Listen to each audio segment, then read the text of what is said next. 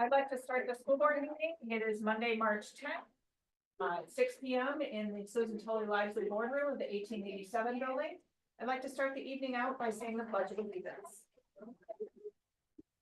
I pledge allegiance to the flag of the United States of America and to the republic for which it stands, one nation, under God, indivisible, with liberty and justice for all. Okay, I'd like to call the meeting to order, and Mr. Tadlock, would you take roll call, please? Mr. Andre. Here. Mr. Gayhart is excused. He's at the National Honor Society induction. Eric Gordon, Here. Mrs. Ingersoll, Here. Mrs. Costa, Here. Mrs. Reckles, Here. Mr. Scarrow, Here.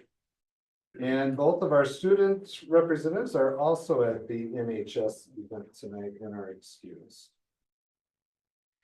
This meeting has been noticed per state statutes, and the next item on the agenda is the community participation. I'm going to read a statement and then we'll move on from there. The community participation period is an important time for the Board of Education to hear concerns, gratitude, etc. of its constituents. That said, prior to making a statement, please be aware that each speaker bears the personal risk if anything they say during community participation of the school board meeting is defamatory, slanderous, or otherwise harmful to another individual. We have a number of people who want to speak tonight. We all filled out cards. I'm going to take them in the order in which they were received. And you each have 3 minutes to speak. Mr. Scarrow will be timing and letting you know with 30 seconds left in your time. First, we'll start out with Desiree Hagedorf.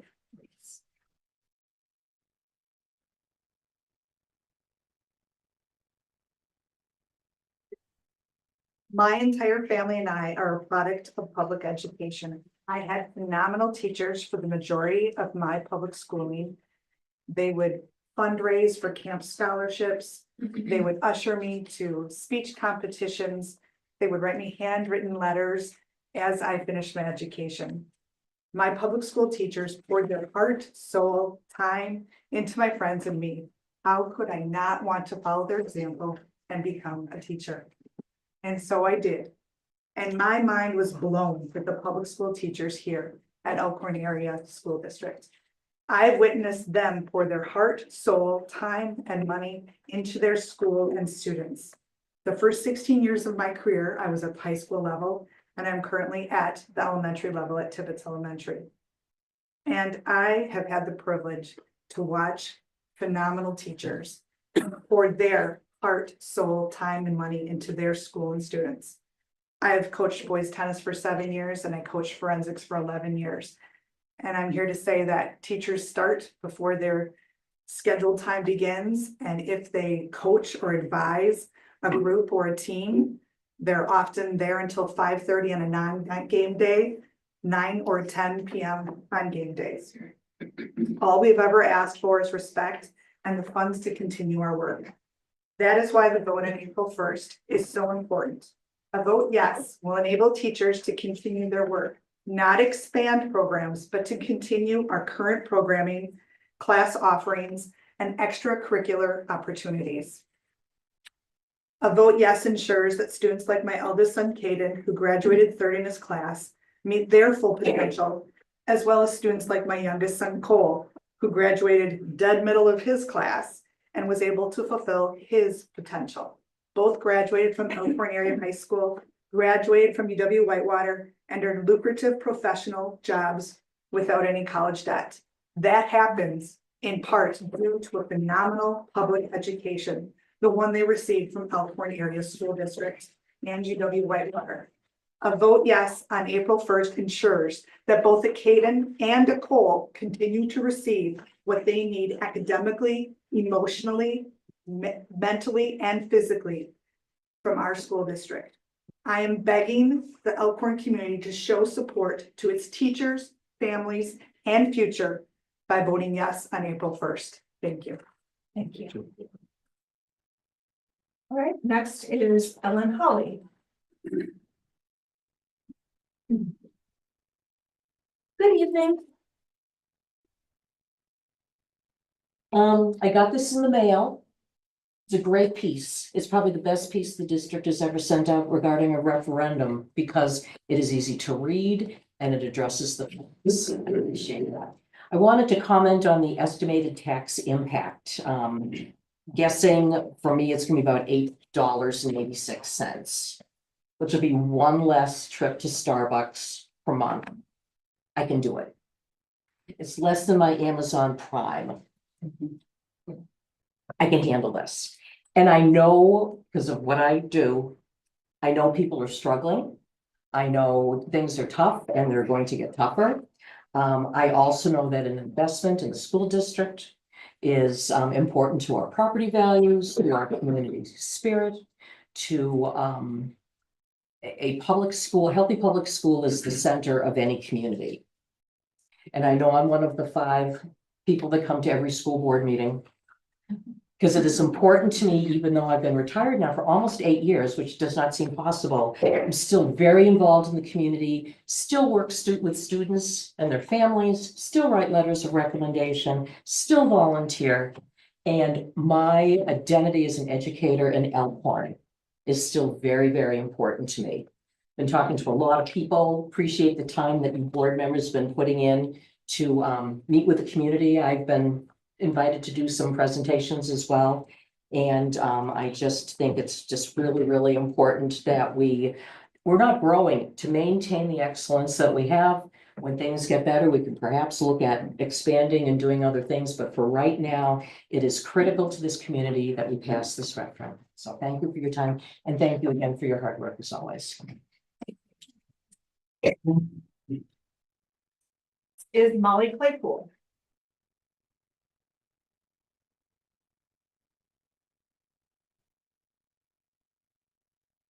Hello, my name is Molly Claypool, and this is my 21st year teaching 1st grade at Tibbetts Elementary. I am here tonight to show my support for the April 1st referendum. I am hopeful that our community will come together and pass the much needed referendum. I support our business manager, our superintendent, and our school board. I hope that the support of the staff speaks volumes as well. Teachers here in Elkhorn continue to show up year after year to teach. Some of our teachers have taught their entire careers right here in Elkhorn. Other teachers have sought out Elkhorn because of our exemplary schools. Many of our administrators have chosen to work here year after year as well. That is rare and it needs to be acknowledged.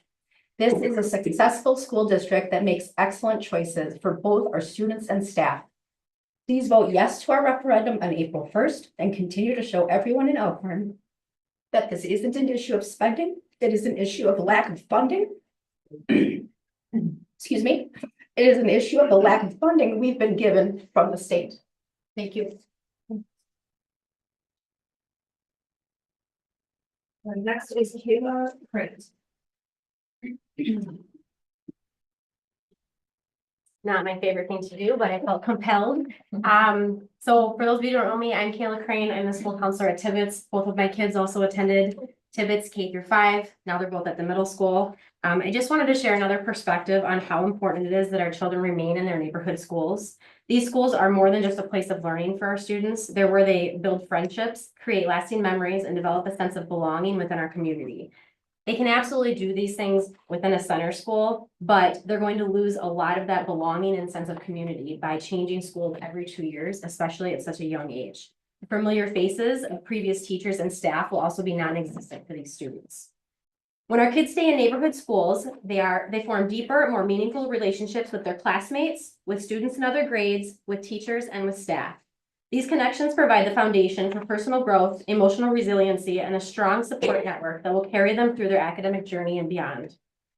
Our neighborhood schools offer a unique sense of belonging where families and students are known, understood, and supported. Keeping our kids within this familiar environment not only strengthens their sense of stability, but it also helps them have a better chance of thriving academically and socially during their elementary school years and beyond. Let's continue to invest in the relationships and growth that our children deserve. Together, we can ensure they feel valued and supported every day right here in our own community by voting yes for this referendum. Thank you for all of your time. Next is Kelly Walbrecht.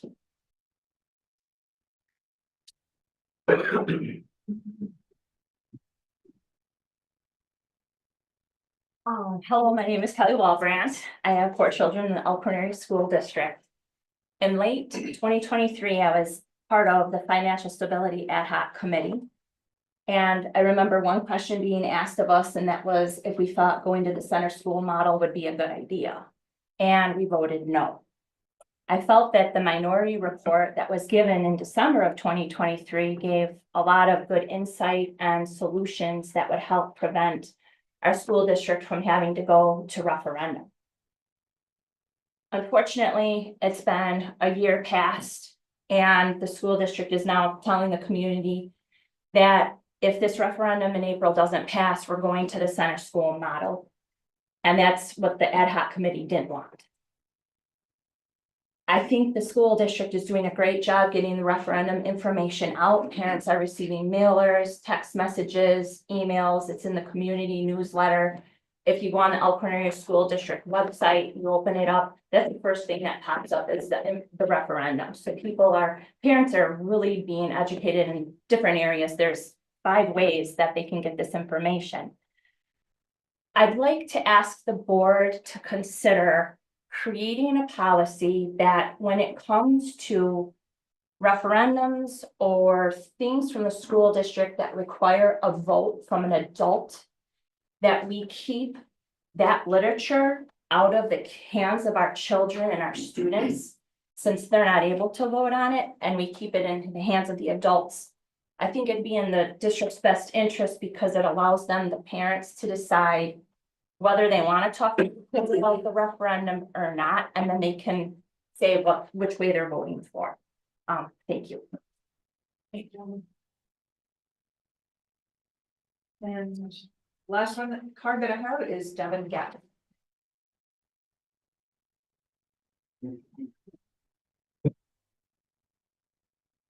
Good evening, ladies and gentlemen. I just want to say, first of all, thank you, Adam, Julie, and Kathy, you guys, this weekend.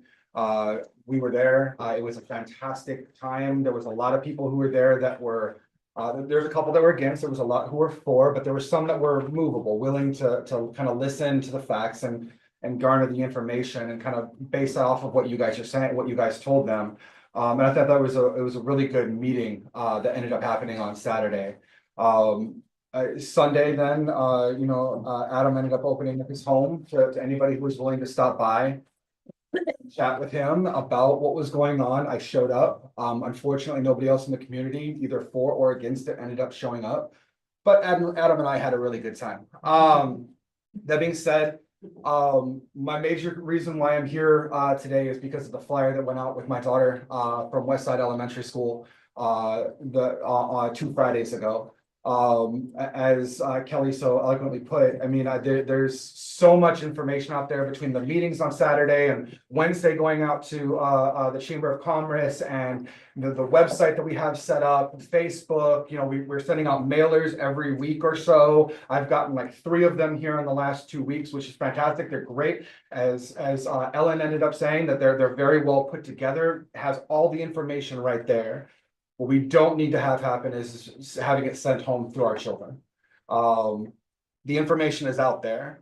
Let's not bring our children into this, whether you're for or against it. That is something that we should all agree just should never happen. And I appreciate the board's time with this. Thanks. Thank you. Unless there are any additional people who wanted to speak, we're going to close the. Yeah. one. Oh, we do have one more? I believe there's no more cards out there, so Oh, I apologize. Yeah, there were no more cards. Okay. I think I took the last one.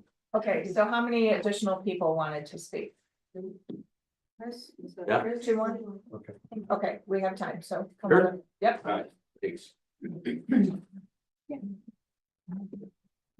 Ms. Stevnitz, thank you for the leadership you've shown throughout the community these last couple of months.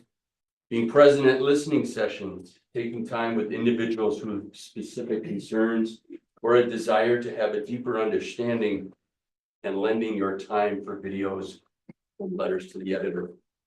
You've had a great impact. I've had several conversations with people who were self-proclaimed no votes this fall who have seen the light and are now entrenched in the yes camp. I've seen an increase in those willing to spread the word, the good word of the referendum and the precipice we sit as a school district and community while we wait for April 1 and what's to come the days following. I appreciate the lead you've taken with your referendum. While the referendum this fall may have been viewed by many as a drive by your administration, the messaging in this ask is much clearer. I believe people needed to understand that this is a referendum proposed by their school board, their neighbors, and taxpayers just like them. It's not over though. With only a few weeks left, there's plenty of people that need to hear your voice. The Friends of Elkhorn Schools is here to help support you in that mission. We have the energy and passion to do what it takes, but your voice in this is critical. Remain positive, continue to be available and accountable, and let's finish strong and win this thing. Thank you again for all you do. Thank you.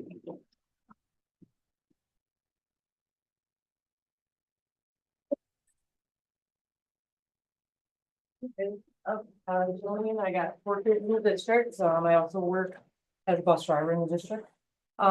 We, the community, have the power right now to decide how money is spent. Voting yes or no comes with tough choices as listed in the brochures sent home. 5 cuts that the community can say yes or no to. We have not been guaranteed that another referendum will not occur to offset future costs on the next ballots. We have not been guaranteed that these are the only cuts being made on a vote of yes to make up budget shortfalls. We also have not been guaranteed that the declining test scores, stagnant student enrollment in elementary levels, and decreased state funding will go in the right direction to maintain budget outcomes. Would you take something or vote for something that would not guarantee the desired outcomes you're wanting? Just something to think about. Adam, you are making some great strides by assembling legislative group and going to the state with the concerns about the funding that we are not getting. It's a little late for this referendum. It should have been started last year to address questions the community is concerned about. So we have some finality to our questions to make the best choice while voting in this referendum. Maybe some ideas for the community is to get legislation to allow public schools alternate revenue avenues, such as using businesses in the areas, business partnerships, sponsorships to cover costs of sports, buildings, fields, things that we are asking money for.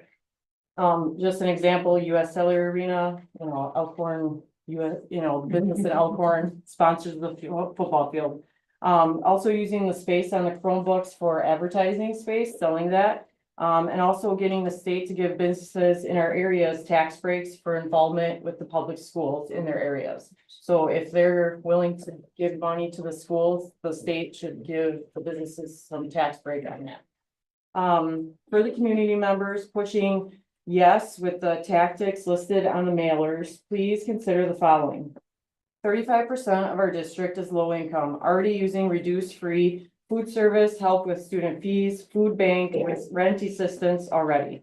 Our elderly population is high in Walworth County, hence being told why Wisconsin is not releasing funds to schools because the need is higher for the elderly services in this county. Families, businesses, normal people are still trying to recover from COVID and 4 years of Biden. We have operated in the red for the last 3 years now. Students and teachers are making decisions to buy groceries and pay bills because we just can't do both yet. 30 seconds. So this, telling me our community need is so great, why would you vote yes to increase taxes on these people? This tells me that as a community, we are not ready to say yes, along with the outstanding no last 2 votes on the referendums. Terms need to be done, and if this bullet point on the flyer is the only way as a district can see it happening, then we will come together as a community and roll with the punches. Do I want to be inconvenienced or have changes? Things, staff cuts, custodian cuts, no, but I do need to see things fixed and wasteful spending resolved. Thanks. Thank you. I do also have comments of people who are in center school models already, not all bad. So, thank you. If anyone would like to see them, I have. Sorry, I'm just making sure.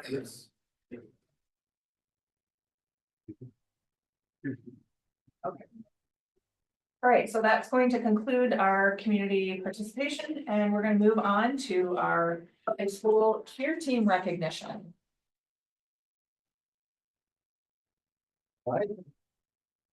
Turn it over to Mr. John Handel.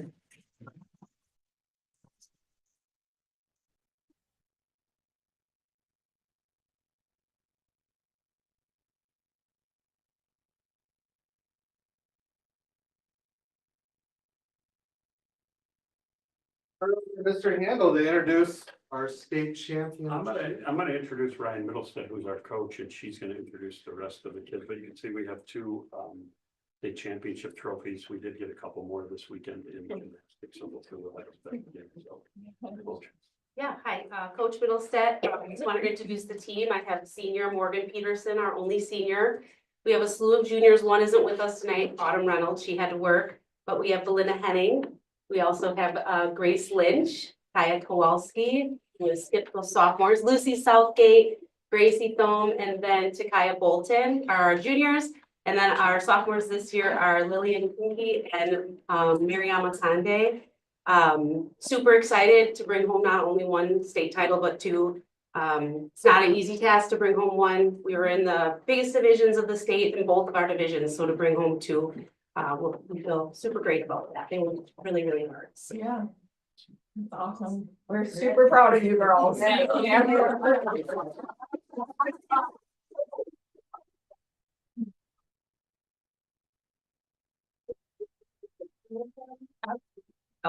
Middlestead, could you share the difference between the two categories? Yes. Yes, so our traditional routine was our non-tumble medium.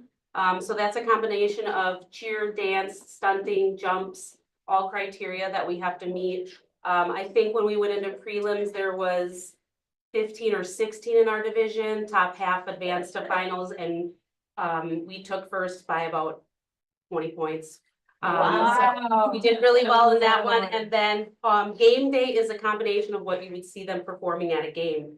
They start out the routine with a band chant, so kind of like when the band plays a song at the beginning, and they do a chant and callbacks with that, and the dance transitions. It goes right into an offense-defense call. We don't know what that's going to be, and it's live. The announcer says the defense needs to hold that line, or the offense has the ball and needs to score, so they need to be able to adapt and throw whatever one that is.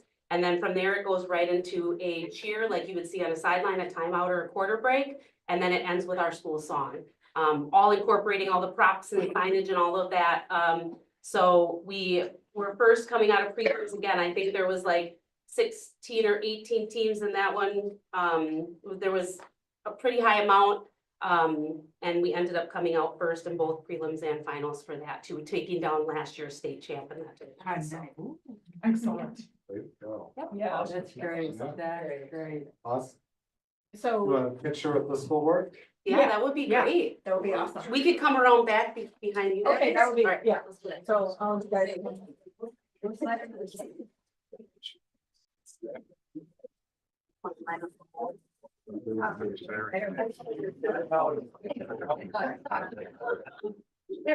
Sure, you want to have a picture? There we go. So there.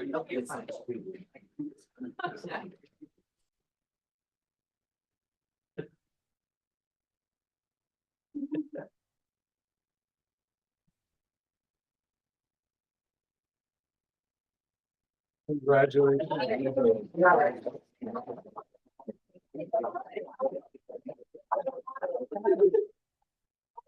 Next year too.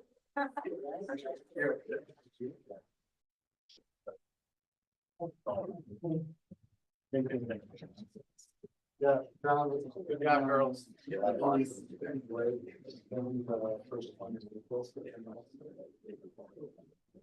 Okay, we're gonna move on to our West Side Elementary School student presentation. Assuming we're gonna try. Fill the room with We're good. littles. All right. Congratulations. Oh, what? Then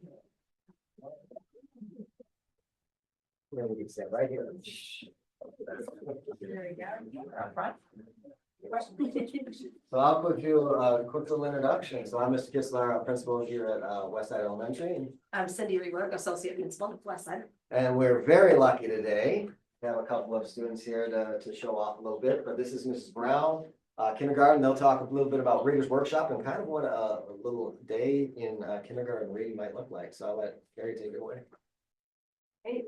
Thank you for having us. We also have Mrs. Cruz here, who is my partner in crime over at Westside. She runs a similar day. These two friends are from my classroom. We just thought it would be easier. But Mrs. Cruz is kind of doing the same thing, so she is very much a part of this as well. So I have two friends here. These are my kindergarten students. You want to tell everybody your names? Okay, go ahead. I'm Audrey, and I'm Nellie.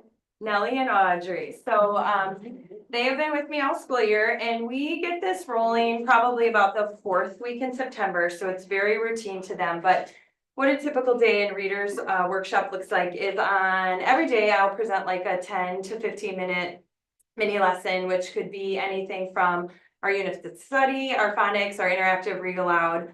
And then on Monday, we follow this rotation, and the kids are really great. We've created a couple of graphic organizers. What they look like, and you can show the people at the table here. That would be great. You can walk around, you can get a little closer. Yeah. We don't fight. And so on Mondays, we kind of set the tone for what the rotations are gonna be throughout the week. And then every day they follow a letter. It's quite amazing how they figure out the grid system, but they follow a letter and a number, and their routines rotate each day. They include some word work, which is very phonics based. We have the teacher table, which is small group instruction with myself. The iReady program, usually a Chromebook learning game, and then we have some listen to reading activities through some resources such as Raz Kids that is supplied through Mrs. G, and a couple online programs that are subscribed to through our media specialists. So go ahead, Mr. Edlock. So when they get in the workshops, they do 3 rotations. They're about 10 to 12 minutes. The why I like this method, and Mrs. Cruz does as well, is it really allows for student differentiation, that small explicit group instruction, which allows us to kind of shift for the needs of all students across the classroom, not just whole group teaching to, 1 or 2 students. It gives them the opportunity also to master and work on reinforcing skills that we've learned, not just in that week, but throughout the entire school year. We keep bringing things back into our program each week. And then the students are fostering independence. They're gaining knowledge through peer-to-peer collaboration, which is very important when they're 5 years old, a lot of peer-to-peer discussions. And they just really build a lot of self-confidence, and they're starting to get into that little bit of independence that you'll need as you continue on through the grades. So, all right, you girls ready? Yeah. Okay, so can you tell them, this is some pictures of what it looks like in our classroom. And can you tell all the friends what is happening in this picture? This is what table? Table. What, who's Mrs. Brown's table. It's Mrs. Brown. Mrs. Brown's table. And what's happening up here? What are they working on? Yep. Well, we're getting sounds on words. They're sorting beginning sounds on words. Nice job. And then what's happening at this teacher table for word work? We're building words. We're building words. And what words were we focusing on, Nellie, since that's you with that CH? What would that be? What do we call that? See, a diagram. A diagram. Good job. And then what's happening in this part of the small group table? Yeah, we did our book. You're reading our book, so our guided reading, right? And this is where the differentiation becomes so important, because we can make the group's ability, and each group might be reading something totally different, focusing on totally different skill sets, okay? How about this table? What's happening? This is not teacher table anymore, is it? Yeah. It's not. What's happening there? It's kind of like, I forget. It's the pop they came. Tell them, Audrey, what is it? It's word work. And what were they popping there? They hit the little popper, and what did you have to match? Words. Words. And what were you putting on the word? The beginning what? Sound. The beginning sound. Very good. And what is our friend using her Chromebook for? One. syllables. She's working on syllables, right? So that's kind of like our learning game on the Chromebook, and it's all geared towards ELA. And then what's this friend doing in the corner? He's reading for read to self. He's doing read to self. So do you want to show him the read to self book bin? How do we make our book bins? So that is yours. So can you tell him, how do you make your book bin? What do we do? So you take your book out and then you read it. You do take your book out and you read it. But how did we get new books on Thursday? How do you fill your book bin? Where does Mrs. Brown put them? On the floor. I put them all over the carpet, and what do you get to do? Pick out some. Your own what? Book. Your own books. So they pick out their own books. Again, it's ability by their level. So it takes a few rounds. We put all the books on the floor and then they pick, and then they have their bin to do the read to self activity. So very differentiated again. Okay. All right, are we ready? Yep. Okay, so, well, we follow the day. We say A, rotation 1, so I'll say A1, A2, A3, and they'll rotate through. Can you tell everybody what this one is? Mrs. Brown. Mrs. Brown, so that's the teacher table, right? How about this picture? What does that show? Read to self. How about this one? Listen to read books. Listen to books, yeah. And how about this guy right here? I ready. I Ready, which is new this year. How about this one? Word. And I think we got them all, right? Oh.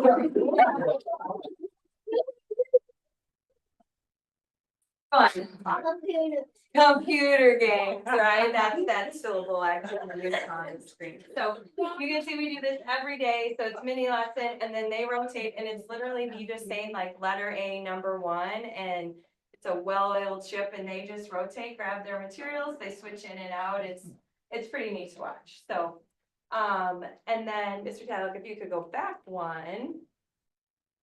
We have this helps with the interactive part of it. Oh, I want to touch. You are, let me just click it. So this is something that I incorporate if they go right here. So you can see we have 2, 1 for reading, 1 for math. And if they click on the reading, and you can scroll down, all of these are like those learning games. So like the little girl in the picture that was on the Symbaloo, sorry, that's the page, the syllables, they know how to click and everything is themed. These are the listen to reading. If you want to click on this one, this is Bookflix. Girls, can you tell them why Bookflix is such a cool? Sorry.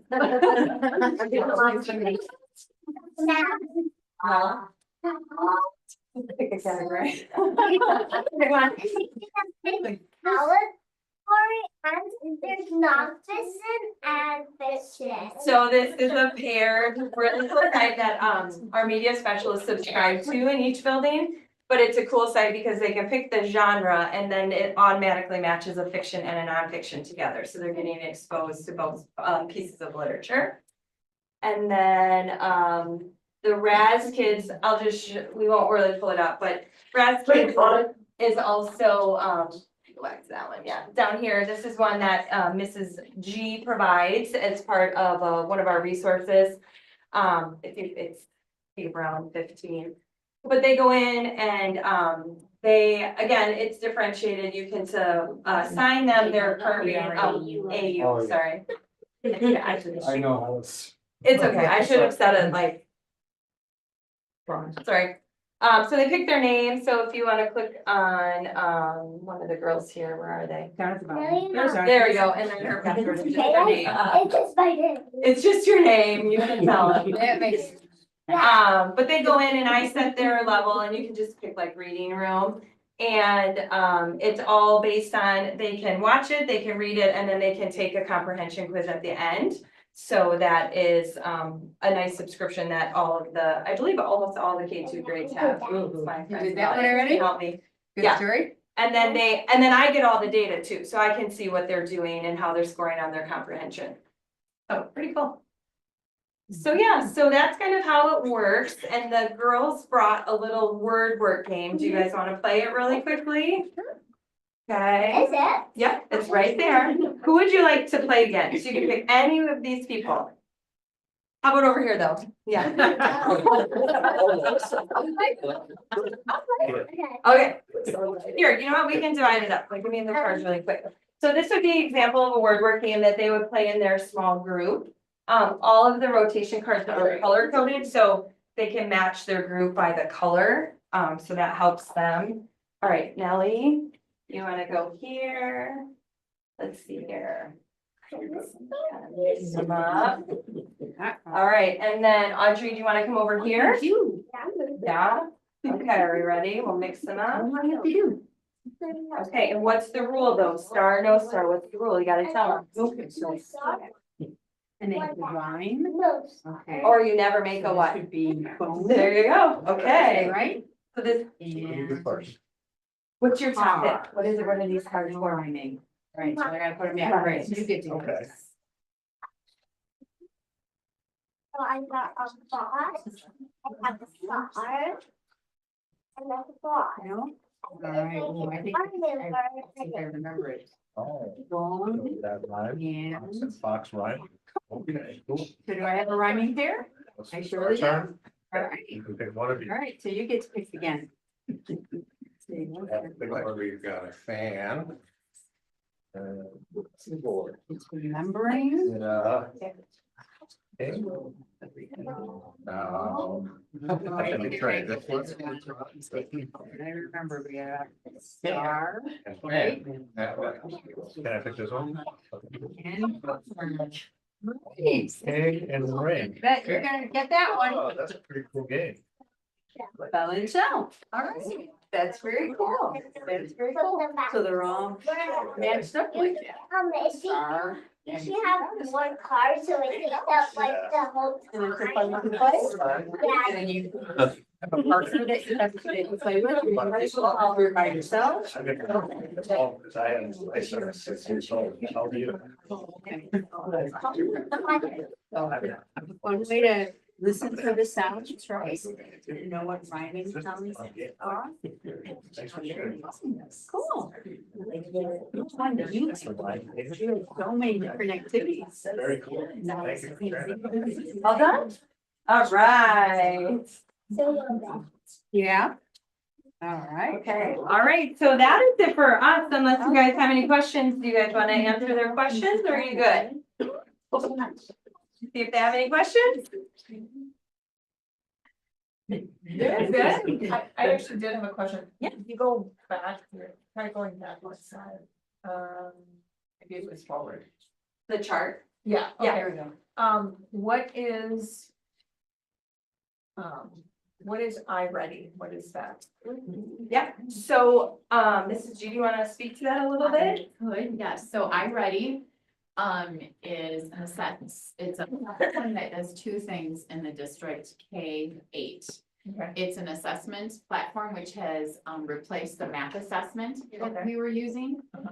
But in conjunction with that is a learning platform for both math and reading. So as the students complete that assessment 3 times a year, that score immediately generates into their learning pathway Okay. with really targeted lessons in both reading and math that are right at their level to then move them ahead based on their individualized score.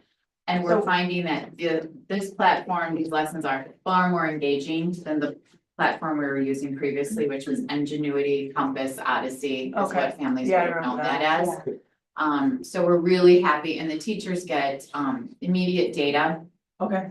also.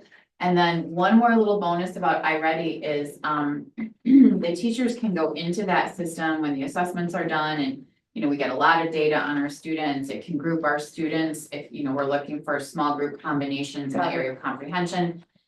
Where iReady is different than the MAP assessment is the MAP assessment would say, okay, students who are working at this level in these bands, here's a list of all the skills they're ready for. And it almost could have blended with good luck. iReady says here are all the skills that they're ready for. Now click here and we'll take you to small group lessons that are already prepared for you to teach those targeted skills. And those are face-to-face lessons, not lessons that are also on their computer. Okay. So it's a nice combination of small group, face-to-face instruction with really targeted lessons that the teacher can select from. So you're not out looking for those resources and trying to find all that. Yeah, It's a really fabulous package. it sounds great. Yeah, So when the kids have an iReady, day, what does that look like for them? What are they doing? yeah, so, It is, like, it's called their learning path, my learning path, so they go on and like Mrs. G was saying, so because we just assessed in January, their scores went up. So it gives them activities within that score range, so Got it. like it's divided into the two chunks, reading and math, so they could be getting a phonics lesson, they could be getting a phonemic awareness lesson, they could be getting a reading and comprehension lesson. Okay. Just kind of depends on like, Okay. if the both girls So open. it's individualized. Yes, work. so if both these girls open their Chromebook right now, each activity would be different. Got it. Yeah, and they do it for about 10 minutes in that rotation and then they move on to the next thing. Okay. Yeah. Awesome. Thank you. Anybody else have any other questions? All right, thank you, girl.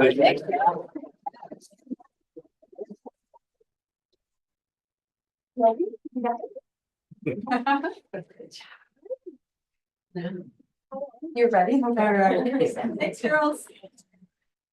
Okay, we're gonna move on to item number 8, our overnight travel request from Skills USA. Good evening, everybody. I'm Mark Melvitz. I'm the Skills USA advisor at the high school. We were gonna have 2 welding ladies tonight to represent you. One of them couldn't make it, so we were able to compete a couple of months ago, actually February. Her first regional competition in welding did very well, so. We're here on behalf of the rest of the chapter to request overnight travel to the state competition again. I've been doing this for 3 years now and it works really well where we go up. There'll be some competitions on Tuesday afternoon of the 1st. And then we'll stay overnight and then we'll begin right away at 7 o'clock in the morning on Wednesday to continue their competition. So, myself, Mrs. Blair from the high school, the principal, assistant principal, and Mr. Bjorgi will be going as the chaperones. All the budget items are there. We're coming mostly through the grant funding that we get, with all the certifications that the kids get at the high school. Since we have ETSO, we get those funds as well. So Mr. Dahlia has earmarked those funds to help pay for this. And for the Teamworks competition, which is run through the youth build, or the youth build kids are coming. The Teamworks, 2 teams we're taking this year, so 8 kids all together with Mr. Bjorgi. And the CCA or the youth build program is going to pay for that part of the budget. We have 20 or was it 27, right? Yeah, 27 competitors this year, which is up about 5 or 6 from last year. And they're competing in all those items that are at that, on the last little page there, at the bottom of the page. So that's who we're taking up for the different competitions. So really neat, very vast. And that's just a little snippet of what is actually available with Skills USA too. They have over 100 contests at the state level. So we're getting a little bit bigger each year and we've got definitely some guinea pig competitors up there for me this year and things like IT service. Computer programming is another one that there's a kid doing that for the first time. And this will be her first trip to state too, Macy. So. And you said you're going for welding? Yeah. Excellent. That's awesome. What type of welding is your favorite? What do you like to do? Like what type of? I like TIG welding. And what is that? It's out of the 3, there's MIG, stick, and TIG welding.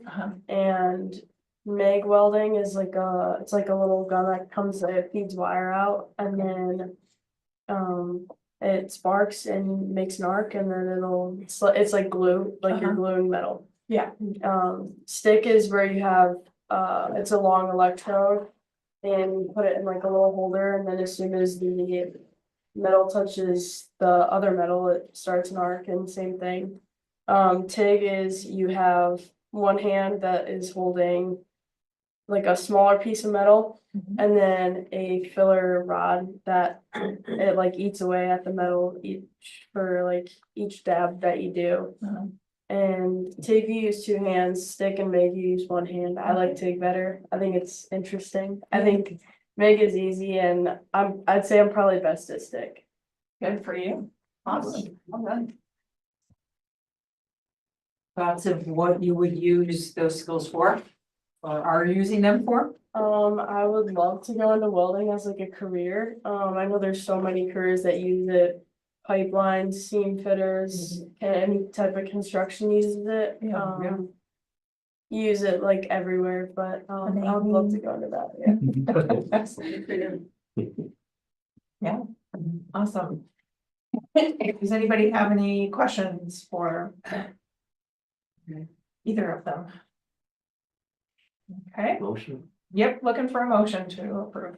I'll move to approve the overnight travel request to the Skills USA State Leadership and Skills Competition as presented. Is there a second? I'll second. It's been moved and seconded to approve the overnight travel request to the Skills USA State Leadership and Skills Competition. All in favor, say aye. Opposed? All right, good luck. Thank you. Appreciate it. Thank you. Can't wait to hear, we definitely want to hear how you guys did. Very good, very good. Thank you. Yeah. And don't forget to vote before you leave. I will. Make sure you. And tell your team. I do want to mention, Mr. Melvitz mentioned the grant dollars. It's at $59 for every student that graduates Yeah. with a professional certification that's been recognized and approved. We receive up to $1,000 in grant funds to go right back into our CTE programs, our CTSOs, that technology education. And so sometimes you'll see either advertising or marketing for certain programs like that, or, you know, expenditures that help get reinvested right back into those programs. So I'm really appreciative of the state for creating that additional funding several years ago, and we take full advantage of it. We graduate, building well over 100 students a year typically, or close to that. I would say That leave us with a professional certification, and we continue to increase that on a yearly basis. Thank you. Very, thank you. Thank you. All right, next is our health insurance presentation. Scott is online. Scott is online. Let's see.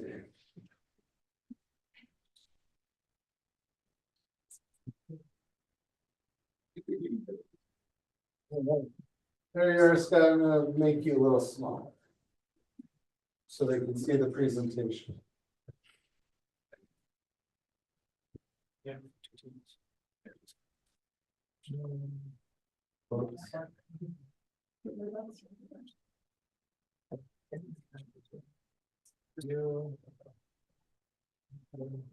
Oh, when you start speaking, you'll show it. Scott, are you unmuted? And can you hear us? I think so. Can you hear me? Yeah. Yes. You mean, bear with me 1 second. Okay. All right, we'll make that work. And they see your face now, Scott. They don't need to see you anymore. Sounds good. There you go. All right. Take it away. So just so you're aware, I can't see the screen, so I'm gonna have to, I have it on my screen. So don't worry about it. I'm just gonna have to tell you what slide to go to. I'm at the agenda slide, Scott. All right, sounds good. Well, good evening, everybody. Thank you. We're going to spend a few minutes tonight walking through sort of the health plan journey over the last 5 years.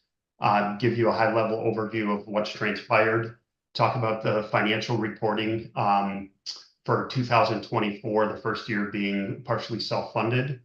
Then walk through some of the high level statistics on how the plan has performed from a member perspective, and then talk about some of the additional resources that are available to help provide quality care at very low costs. So next slide, Jason, if you could. Yep, I'm on history. Okay. Before you jump in, can you just introduce yourself for the sake of just reminding everyone who you are? Sure. Sorry. My name is Scott Fuller. I'm with USI. We started working with the district in late 2020. One of our partners, senior benefit consultant, and that's really about it. Been doing this a long time. Are you back on the history slide? Yep. Okay. So right after we partnered together in late 2020, we brought some people together from various disciplines, including board representation, went through a very formal strategic planning process, outlined some long-term initiatives, things like how do we access prevention to improve overall population health, avoid unnecessary care, improve consumerism, education of staff and their families, and then patient guidance. 7/1 of 21, so the renewal in 21, we moved from WEA to Humana, fully insured with an 18-month contract, so we would get the renewal year on a calendar year. 1/1/23, we ended up getting a very large increase. So we went to market, ultimately ended up reducing the increase to 4.5% by changing plan design. And then, unbeknownst to anybody, on January 1st, 2024, Humana decided to leave the group commercial insurance market, similar to what WEA did a few years prior. We conducted a full RFP from a fully insured standpoint and a self-funded standpoint. Went to all the available carriers in the marketplace, both from a fully insured and self-funded perspective, ultimately settled on moving down the path, partially self-funded with a TPA called Lucent, partnered with AMPS. And ultimately we're projecting about 6% increase in costs, down from what would have been a very significant increase. Next slide, please. So what you see on this very busy slide, this is a dashboard that we share with administration monthly. You can see in 2023, this is when you were fully insured. The total claims for members at the district were over $6 million. In 2024, they came in at 3.9 million. Now that's not actual savings, because when you're fully insured, you're paying the premium. And if you go down to that line that says FIE, that is an acronym for the premiums. So you paid 5.52 million that year. And because of the fact that you were 100%, 108.4% claims exceeding premium, there would have been a significant increase. By moving to the self-funded model that we ultimately decided upon, your actual total costs were 5.1 million. So you saved year over year, you reduced costs by about just under 400,000. The plan performed better than we anticipated, running at an 89% loss ratio, which led us to 2025 and being able to have a very, very modest increase. Next slide. So we put this slide together to give you a perspective over history. So from 2015-16 to 2025, you can see how the plan performed, the green line, relative to how you would have performed if you ran at 8% trend, which is approximately what we would have seen in the marketplace over that 10-year period. Couple of points to note. You kind of hit the peak in 2020-21, started going down a little bit, took a fairly significant jump in 2023. When I say jump, downward jump. That year was the year we had to change the plan design, which impacted the ultimate renewal. Then in 2024, it went up again, which is at the point in time we decided to go self-funding.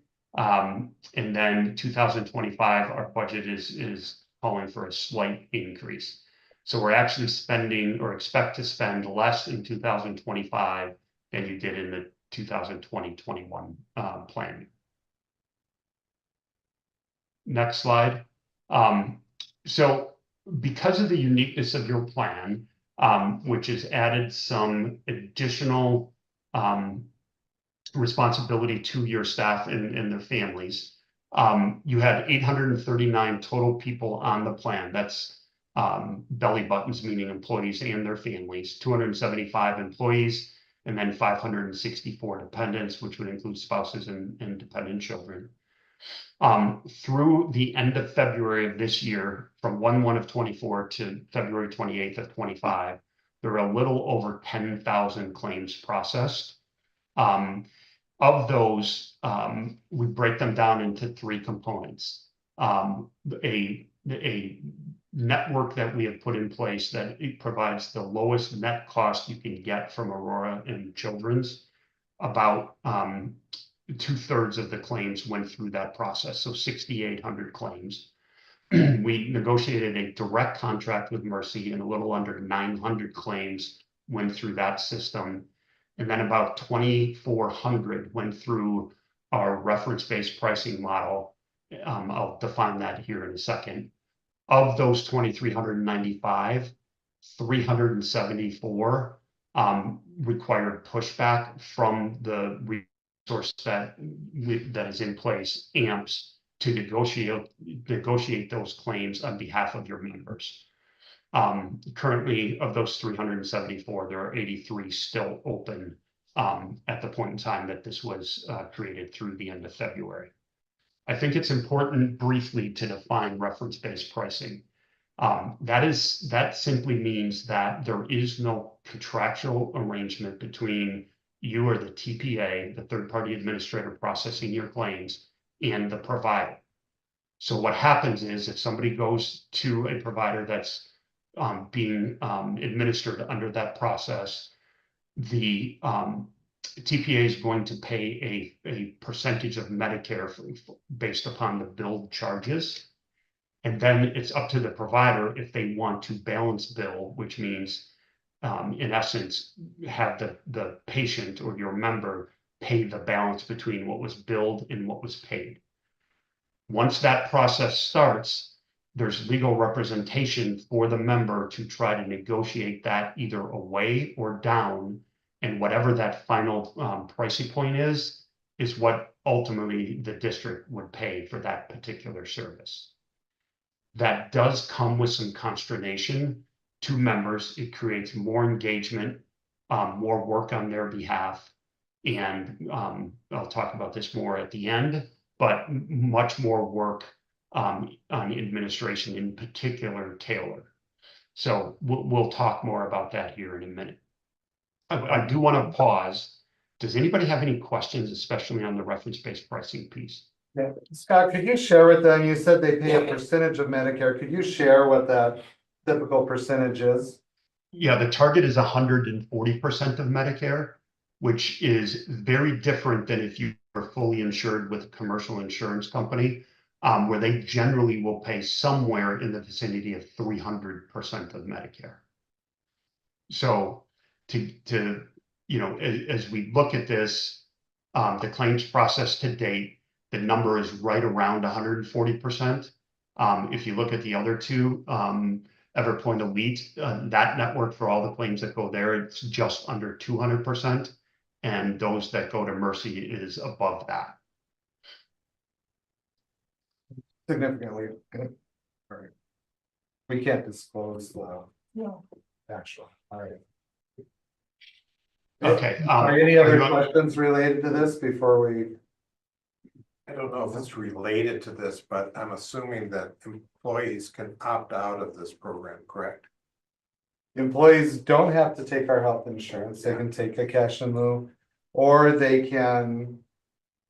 You know, we have it set so they can go to whichever provider they would like, so long as that provider will, you know, work with or accept the employee.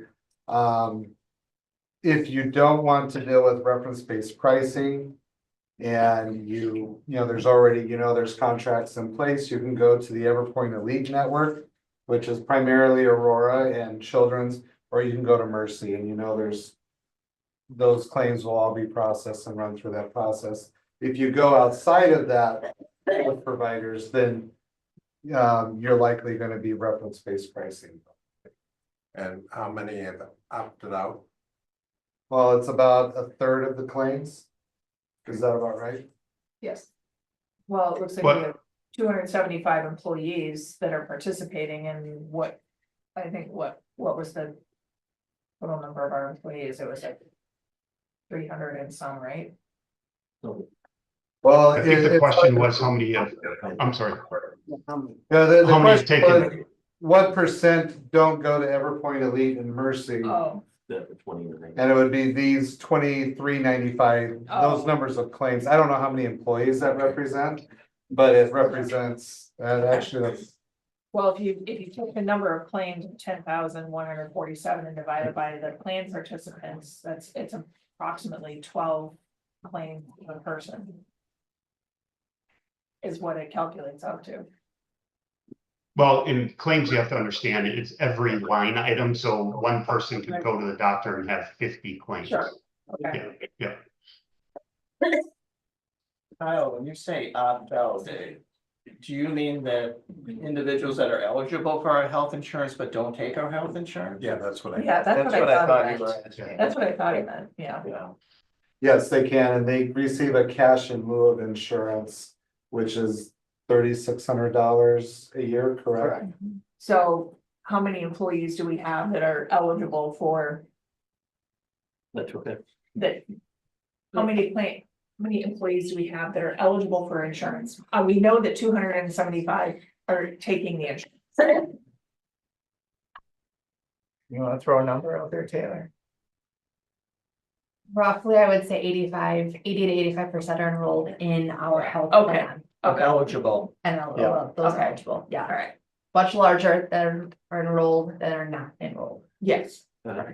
And we have an open enrollment every year. Mhm. And I don't think we had much of a change in 25 and 24, if I remember. No, we had a lot of employees evaluate a spouse's plan or looking at a plan elsewhere, but our plan in terms of cost, which we'll talk about here in a little bit with premiums and the opportunity to go see any provider it was much more competitive and it was much more attractive for that employee to stay with our plan than it was to switch to a spouse's plan, even with having to go through the reference-based pricing model for that they did not go to Aurora and Mercy. All right. Go ahead, Scott. So are we on slide 7? Yes, page 7. yeah. Okay. All right, so the next 3 slides, annually, we nationally and here in the state of Wisconsin do a benchmarking study. It's the largest one in the country. More than 12,000 employers participate. We actually can break it down and benchmark you against other Wisconsin public school districts. So what this slide shows is based on your plan design, which includes your health savings account contribution, you're the top here in the blue. Your plan design has an actuarial value of 96%. That is higher than every other peer group we look at, including other Wisconsin public schools, of which we work with about 125 of them. So part of the reason you have such a high participation in the plan is because you are offering a very favorable plan to your membership relative to the plan design, okay? The next slide takes that a step further and says, okay, how does what we ask employees to contribute through payroll deductions compared to that same peer group? Again, you're in the blue, so anybody that takes individual or single coverage pays $98 a month. The Wisconsin Public School District average is $112. For family coverage, again, same story. You're asking people to pay $226 a month. Wisconsin Public School average based on the database is $249. The next slide then takes both of those things and puts them together. And our actuaries develop an algorithm that says, based on your plan design and the employee contributions, what would we expect the average employee or family to spend on a monthly basis? The dark blue line is what represents the premium. The light blue here is the plan design. So on average, we would expect your employees to spend $120 a month compared to the school district norm of $180 for single coverage. And for family coverage, it would be $292 compared to $454. So all of that is very positive from an employee participation, attraction, retention standpoint. And I'm going to come back to this in a second. So Jason, are you on the nice slide? Yes. In addition to what we just looked at, you have chosen to partner with an organization called Nice Healthcare, which the best way to describe it is a virtual on-site clinic that will do, in your case, school visits or at-home visits for things like labs, x-rays, throat cultures, those kinds of things. They will actually come to people's houses. You have almost 27% of your population in the most recent quarter, which ended the end of last year, 12/31 of 24, utilizing this service. It has been a no-cost option for people to get, in particular, acute care, but it also provides access to physical therapy, behavioral health, and medications at no cost, certain medications at no cost. Down this chart below shows from third quarter of 2023 through fourth quarter of 2024, your participation has been really, really high through this entire period. It peaked Q1 2024 after open enrollment. It went down each of the next 2 quarters and then tweaked up again in 2024 or fourth quarter of 24. I'll be surprised when we get first quarter 2025 data if this doesn't tweak up again. You can see the target utilization rate is 9%. So you are about 3 times the target or normative utilization, which is absolutely fantastic. Over here, go ahead. I just want to share, it's fantastic because we pay a one-time contracted fee, and then it's unlimited use for our employees. So the more we use it, the less claims that go to the other networks, and so it's a cost control measure. I think that's really the summation of it. Over here on the right, it shows where the 224 visits in the fourth quarter of 24, how they were accessed. 90 of them were, or 89 of them were primary care video chats. 21 visits to your membership's home. 33 were via chat. 45 were follow-up visits. There were 13 imaging visits, 9 mental health, and 14 physical therapy. So the breadth of what people are using it for is dispersed pretty well, which again is a very, very good sign. The feedback we get here as well, there's a lot more to this nice report. We just wanted to be brief. The NPS score is very, very high. So people that use it seem to really like it. So the next slide, to summarize, financially, we are achieving pretty much everything we set out to achieve in 2024 with how the plan performed.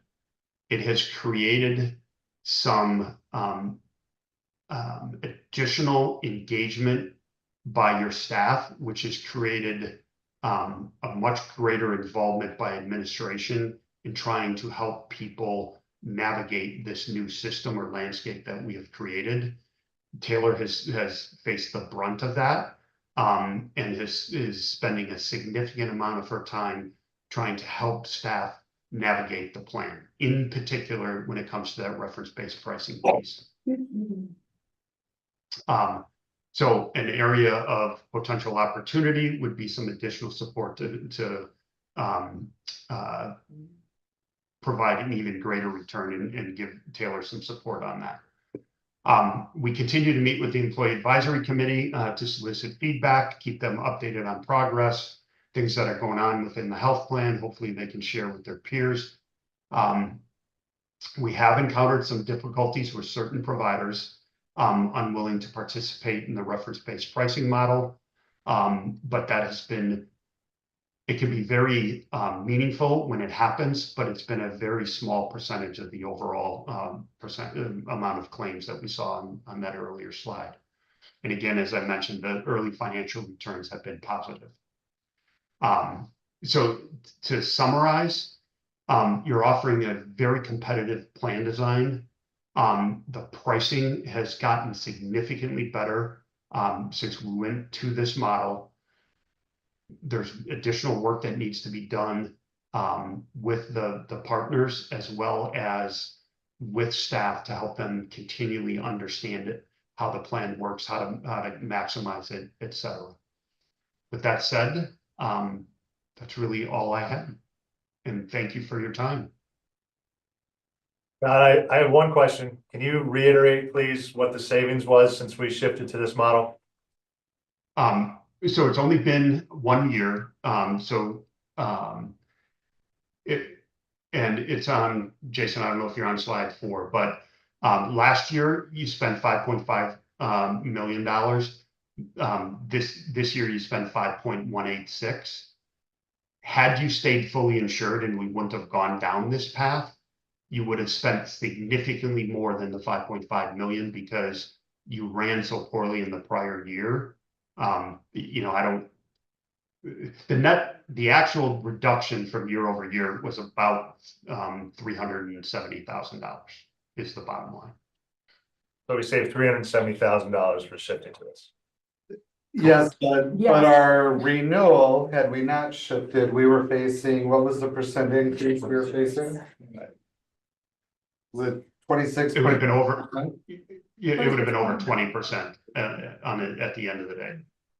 So I take that, as, by shifting this model, we not only reduced the cost by over 300,000, we avoided the $1.5 million. Right, so it's actually a increase. larger savings. Yeah. Yeah.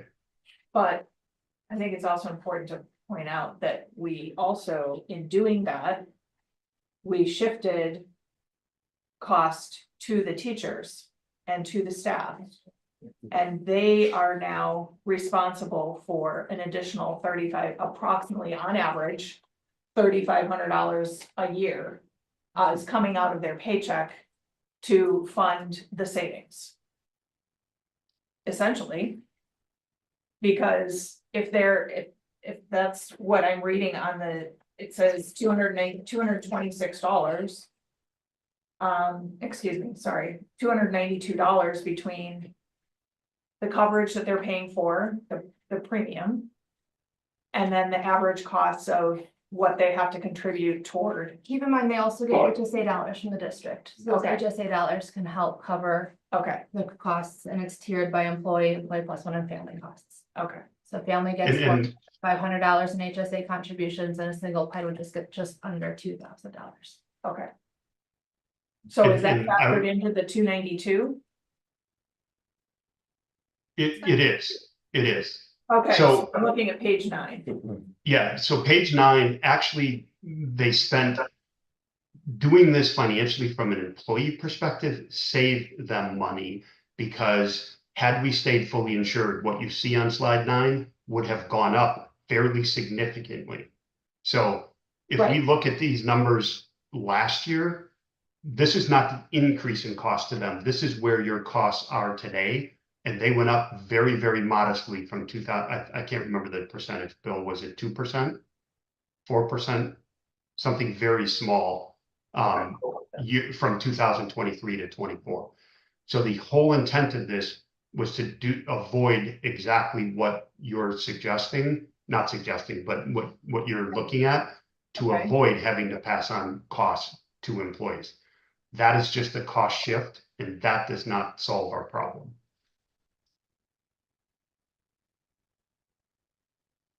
We really needed to curtail this trend line, which again, this blue line just represents the market average increase Right, of 8% a year, right. And we were looking at a 20% increase.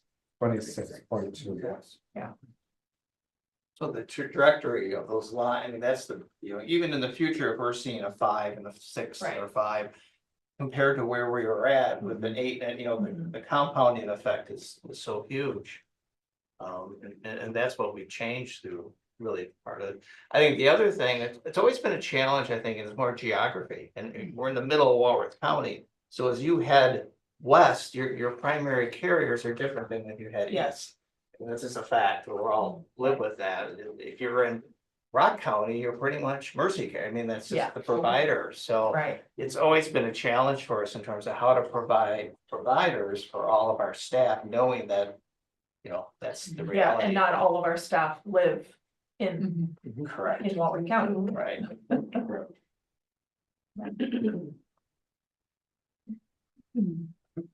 I'll just give, and Scott mentioned it and gave Taylor kudos. I've heard over and over and over, just lots of praise and gratitude towards Taylor for her efforts and what she does for staff. Is that Saturday morning, 7-on-7 soccer, and a staff member came up to me and just shared, you know, how wonderful she is and how helpful and how appreciative they are of all the work and effort she does. So, thank you.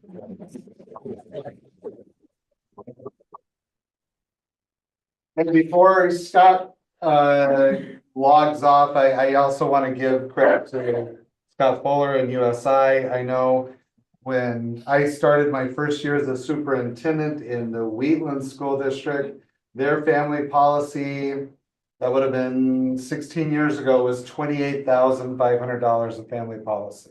And I know back then I had the pleasure to work with Scott, and we were able to, at that time, reduce that policy, shift plan design and structure, and not cost the employees any more out of pocket, but we were able to reduce that to just over $14,000, again, 15 years ago. But they've been very innovative, very proactive, and excellent resources to work with. So thank you, Scott. Our pleasure. Thank you. Any other questions for Taylor? All right, thank you so much. Thank you. Thank you. Thanks, Taylor. Did you have anything to add?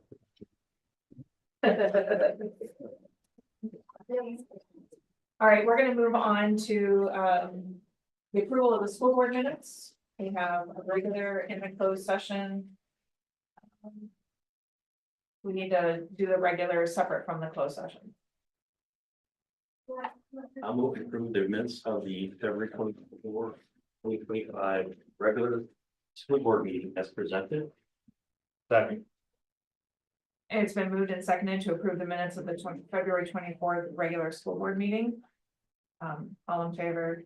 No, roll call vote, please, sorry. Mr. Andre. Yes.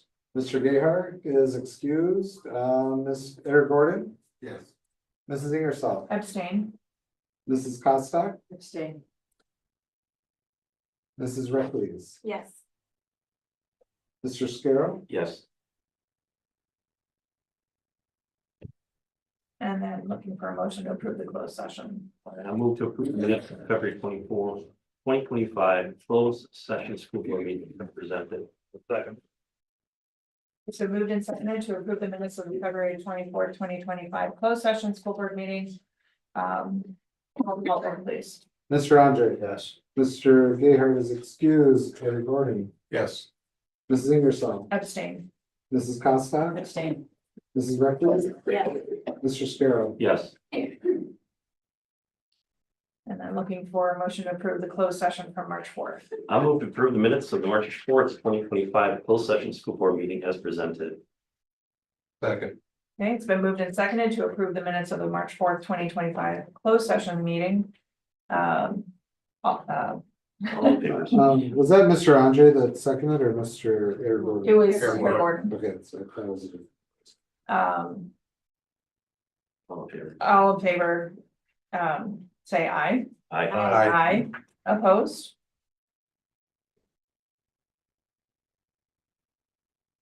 Moving on to general and other fund bills. The general fund, other fund bills this evening covers checks number 154,548 through 154,700. Wire transfers 960 through 969 and ACH 611 through 658 in the combined amount of $406,333.60. Then there was a memo providing some additional detail on several of the bills. Does anyone have any questions for Mr. Troy? I have a general question. I saw that we had to repair the youth builds van brakes to the tune of about $1,200. And this question actually came up in one of our community meetings recently. Who does the general service work on our Elkhorn Area School District vehicles? It depends on to what extent, because our grounds department can do oil changes and do some of the general maintenance. Otherwise, we will go out to one of the local providers. Wettings we use quite often, maybe one of the other local providers in terms Has there ever been any thought to having our own school district auto group? We have when we can get them scheduled. Okay, Yeah, absolutely. They do excellent work Mm-hmm. and I know, high quality, so long as you don't need it right away. right. All the Do they time. do like any of our, That's like our routine maintenance stuff? Yeah. Okay, all right. It was just kind of a very good question. And then I also have another question. Youth center rental at $16.50 a month. Youth center is. That's Sophos, thank you. Yep. We Okay. got that space. Still Yep, under yep, yep, center. okay. Yep. I needed to be reminded. I knew it rang a bell and I just didn't remember what. For those listening, that's the building across from the fairgrounds, yeah, the old Napa repair shop. Or- No. No. Flower shop. No, you speak now. Flower shop, greenhouse. It used to- No, I'm across the street. Oh, Yeah. oh, yeah, Yeah, across the sorry. street. You're right. Yes. Anyway. Highway eleven. I have a question. Could you explain, the difference between like, individual meal reimbursements and meal allowances? So when somebody is given a meal allowance. Yeah, the allowances usually work with the athletic department in terms of athletic events, such as like wrestling, I think was one that went through Okay. there. So they have set amounts that they use for breakfast and for lunch and for dinner. Okay, And then the coach coordinates and handles kind of the distribution of that. okay, And then all of those are funded through their activity accounts. So, which is, we call it our Fund 21 as opposed to general operations. got it. So, Okay. That makes sense. I don't see that very often, but, a lot of times state playoffs, is the time you're start seeing those, Got it. yes. okay. Any other questions? I don't have a question, but I gotta thank Bill in open forum because I've been hounding him with questions from the community lately. I know a lot of questions have been asked about this subject. Bill has gotten back to me right away, so I appreciate it. I know that there have been community members that have reached out to Bill directly. And I thank you for responding to Yes. everybody and Thank getting you. back to everybody. I think it's important. But I appreciate you taking the time to do that. And I did have one other question, and I don't know. There was an expense, I think it was to Follett. And it said something like Library Common School Fund. Mhm. And I know that there was a disclosure back in December or January that there was some big, like $60 million Yes. that was coming out. How much of that did we get? We received, I think, $265,000. Okay. This common school fund. So common school fund or library aid was the first aid to school districts that the state established. So this goes back to like 1848. Yeah. It wasn't that time to create libraries and the use of those funds have been expanded a little bit. It used to be just library books and then microfiche, you know, one time. You're talking to the rest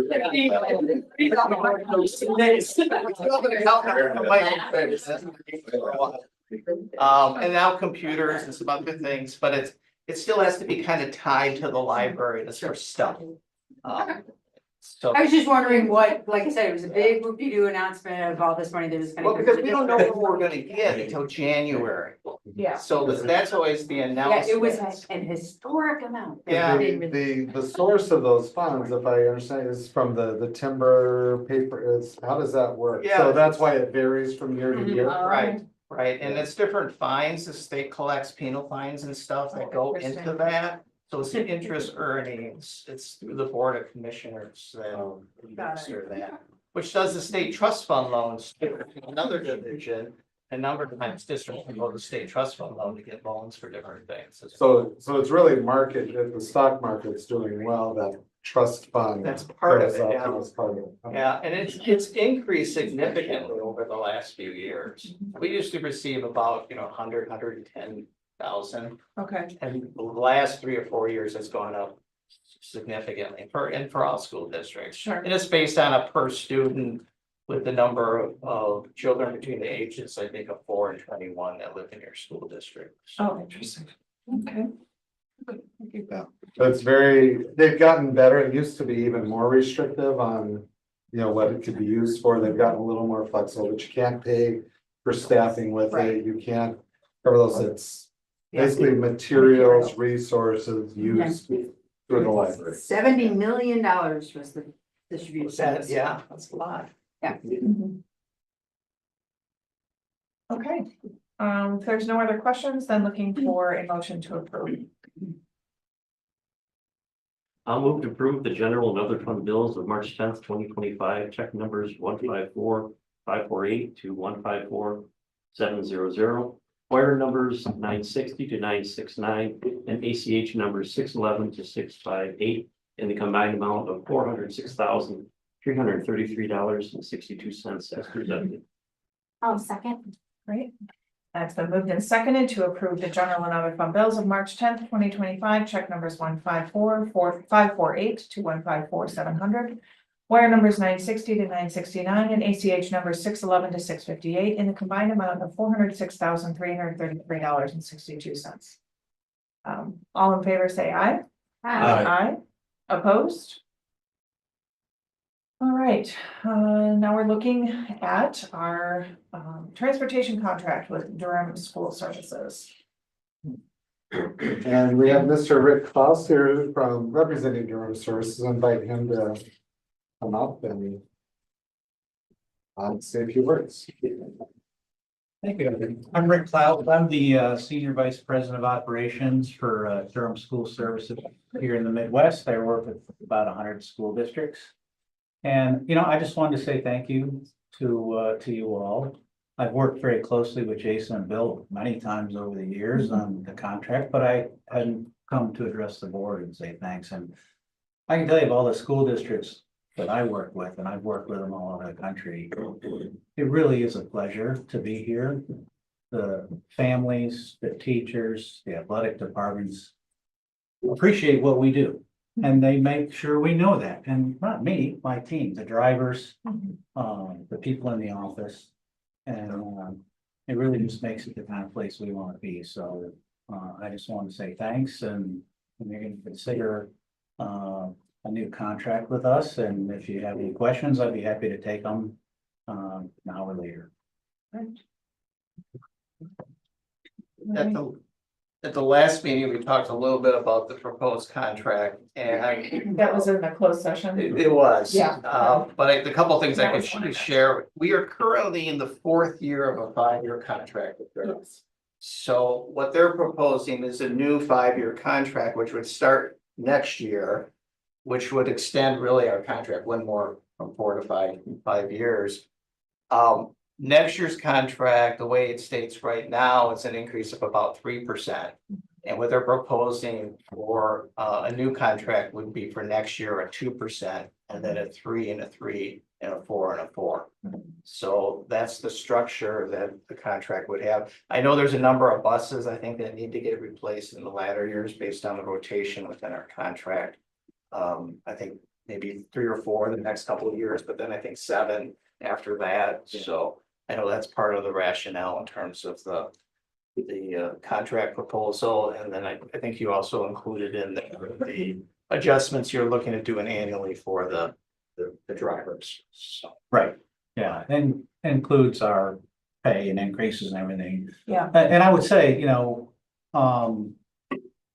it's the volume that we do, the number of runs we do, the number of routes we do can change, right? We're not locked into a certain number of routes. So if we need to reduce routes, we're fine. Right, which I know, you know, there's a big referendum, you know, being voted on here shortly, and so either way, whether the student population goes up or goes down, or programs come or go, we're here to get the kids to school whatever way you want us to, so. It does have that flexibility. Okay.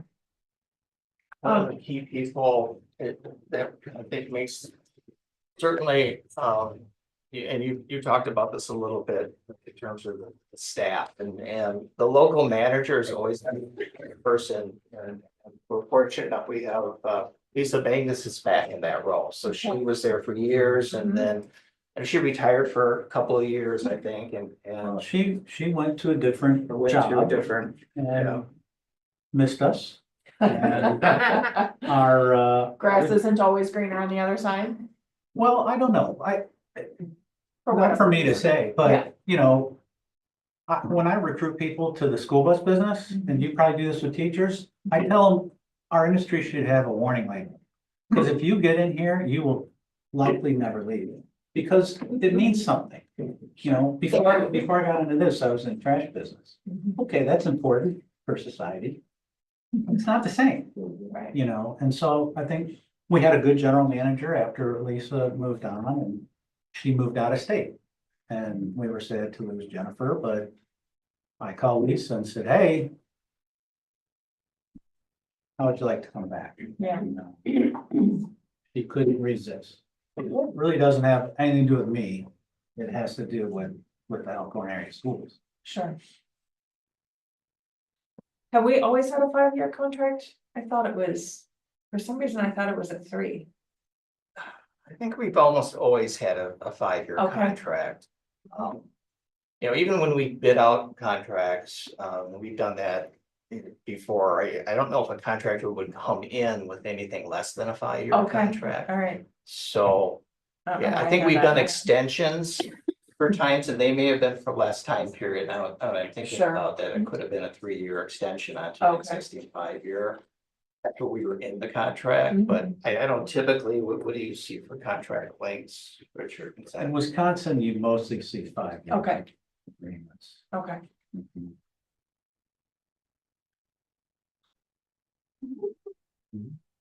Right. Okay. All right. And we did go out to RFP the last time. Yes. And Durham came in significantly Yes. lower than the next closest bid.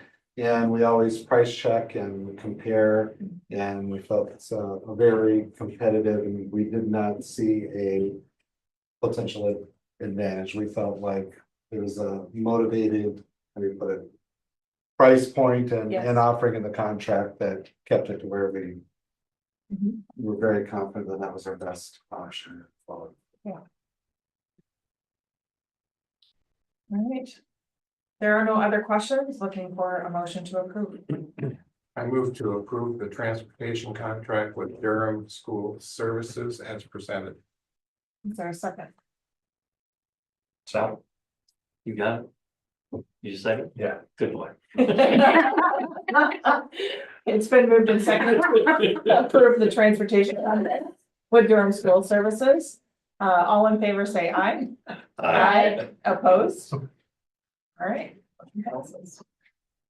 Thank you. Thank you very much. All right, next is the approval of the EASD counseling program. And I said Adam just got up and left. He was supposed to time me. Okay, Kathy, I do hear that thing. You're not crazy. Thank you very Yep. much. uh-huh. It's out of my hearing range. I can't help it. I'm sorry. Yeah. So by state statute, all school districts should have a guidance and counseling program. Part of that state statute says that it should be written. We have a program. We've always had a program. We didn't have it in writing.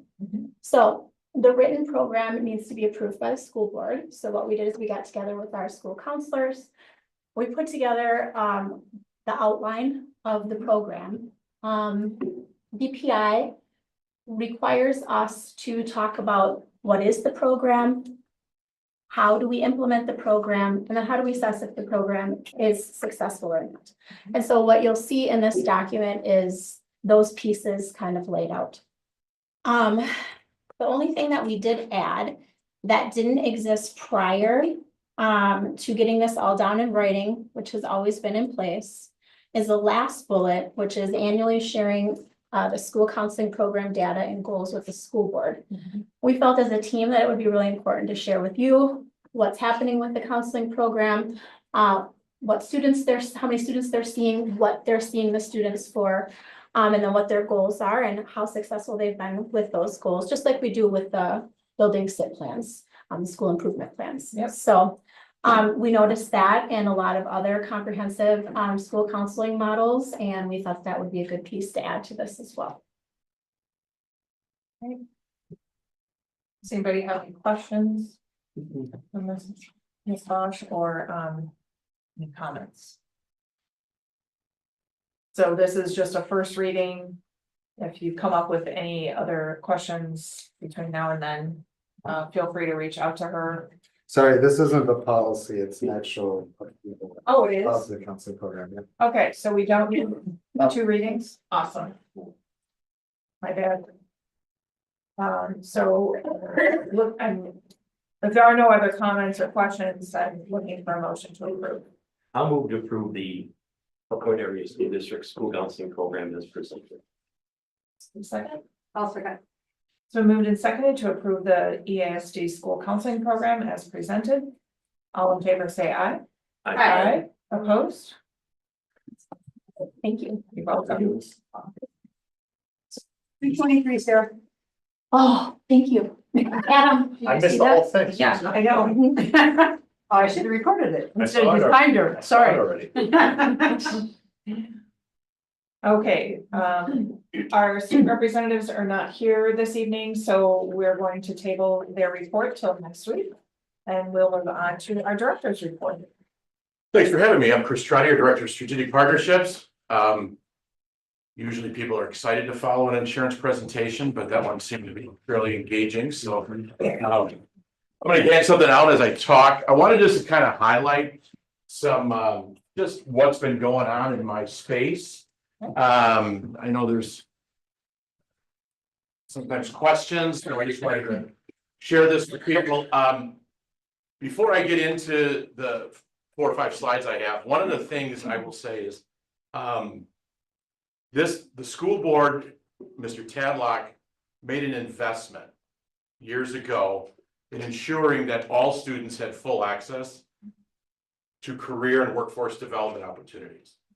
Now, in many ways, people around either the community or around the state have assumed that positions similar to mine are unique. In fact, this board and Jason were ahead of the curve because they are no longer unique. In fact, they are essential and common in many districts.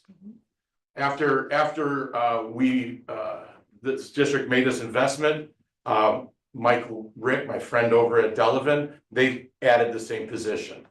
Our friends down at Lake Geneva continue to figure out how to replicate some of the things that we're doing to the north.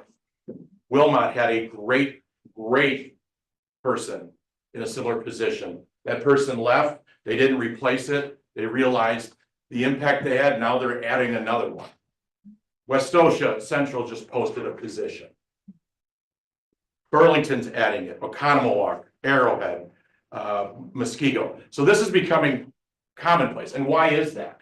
Well, it's becoming commonplace because as Dioria, the executive director, Wasita shared with me, when he meets with companies, corporations, investors who want to come to Walworth County, maybe not the first question, but one of the first questions he receives is, what's your relationship with K-12 schools?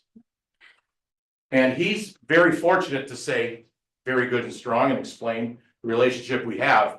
And he will say that is usually a difference maker in those companies coming here because they know that they're going to have a talent pool and partners in movement and invest in their business. So I just wanted to kind of throw that out just to give some context. Jason, you want to go to the first slide? So I have four slides. I'm going to highlight one item. And then before I go, if you have a question about another item, I will feel free to ask. So the first item I want to highlight, and I kind of put the work I do in kind of some buckets. So the first one is strategic partnerships. And I highlighted 5 areas, and I know, in public comments, there's discussion about investments. If you haven't seen a WISN video, it was also the Elkhorn Independent. I want to thank Palmer Hamilton Reese for a $60,000 investment in our school. But I want to highlight the first top item, and that's the Metro Milwaukee Area Chamber and M7. M7, for people who don't know, our state is now divided up into economic development regions. M7, which we are in, Walworth County is in, is Milwaukee and the surrounding 6 counties. contacted us. You can read the email that I received. They reached out and asked us, based on, I'll quote them, has been selected through collaborative conversations between M7, CISA 1, and your regional economic development organizations as a result of your commitment to career readiness program and the ability to scale existing work or catalyze new opportunities for your educators and students. So they selected us here. It's a serious investment into our school and our kids. And they're sponsoring Bucyrus Erie. For those of you who don't know what Bucyrus Erie was, the company was in South Milwaukee. I believe it was like the beginning of they did heavy equipment and excavation vehicles and equipment. And they have a philanthropic group that is investing in M7 and the surrounding counties. And they want to invest in District C, which basically, and thank you to Mr. Brueggemann and Mr. Cruz, we train teachers. That's where some of the dollars go, and then the licensure and the ongoing support. This is free of charge to our district, and our kids will be able to partner with an employer, many employers, and the employers were asked the kids to solve a problem for their business. This is a super cool opportunity. It's not school driven. The kids are the ones solving the problem for the business. So we're really excited to see this grow. I know Mr. Cruz, Mr. Brueggemann just finished their train or some of their training. They are now modeling that and solving a problem for a business in, I believe, South Carolina as part of their training. And so Alexis, who's on this email from M7 and the MMIC, asked me for a list of local employers. Of course, when they asked for others, I wanted to work with Baird, Harley Davidson, and some of those other ones. They said they may be a little too busy, but I thought that'd be kind of cool.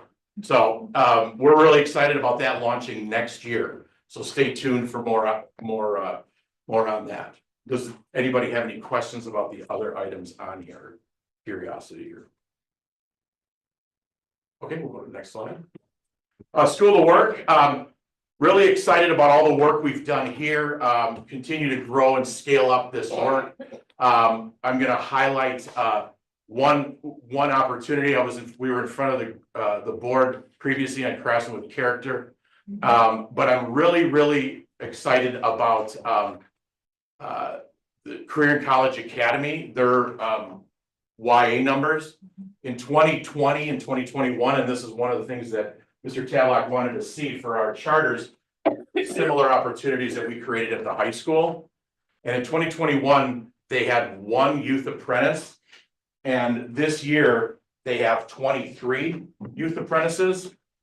And that's 25% of their population for 11th and 12th graders. And I haven't looked at the numbers in our county.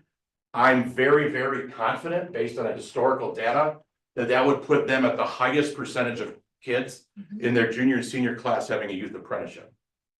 So I think that's a pretty incredible growth in a short amount of time. So any other questions on any of the items up there? Well, you probably know this is coming. Of the 23 that we have, how many are Elkhorn kids? Oh, that's a great question. I didn't know that was coming. I don't know, I have to look. I mean, if it correlates with the percentage of kids that are enrolled that are non-resident, which is about 55 to 60%. I mean, that's what I would probably say, half. I'd probably say half.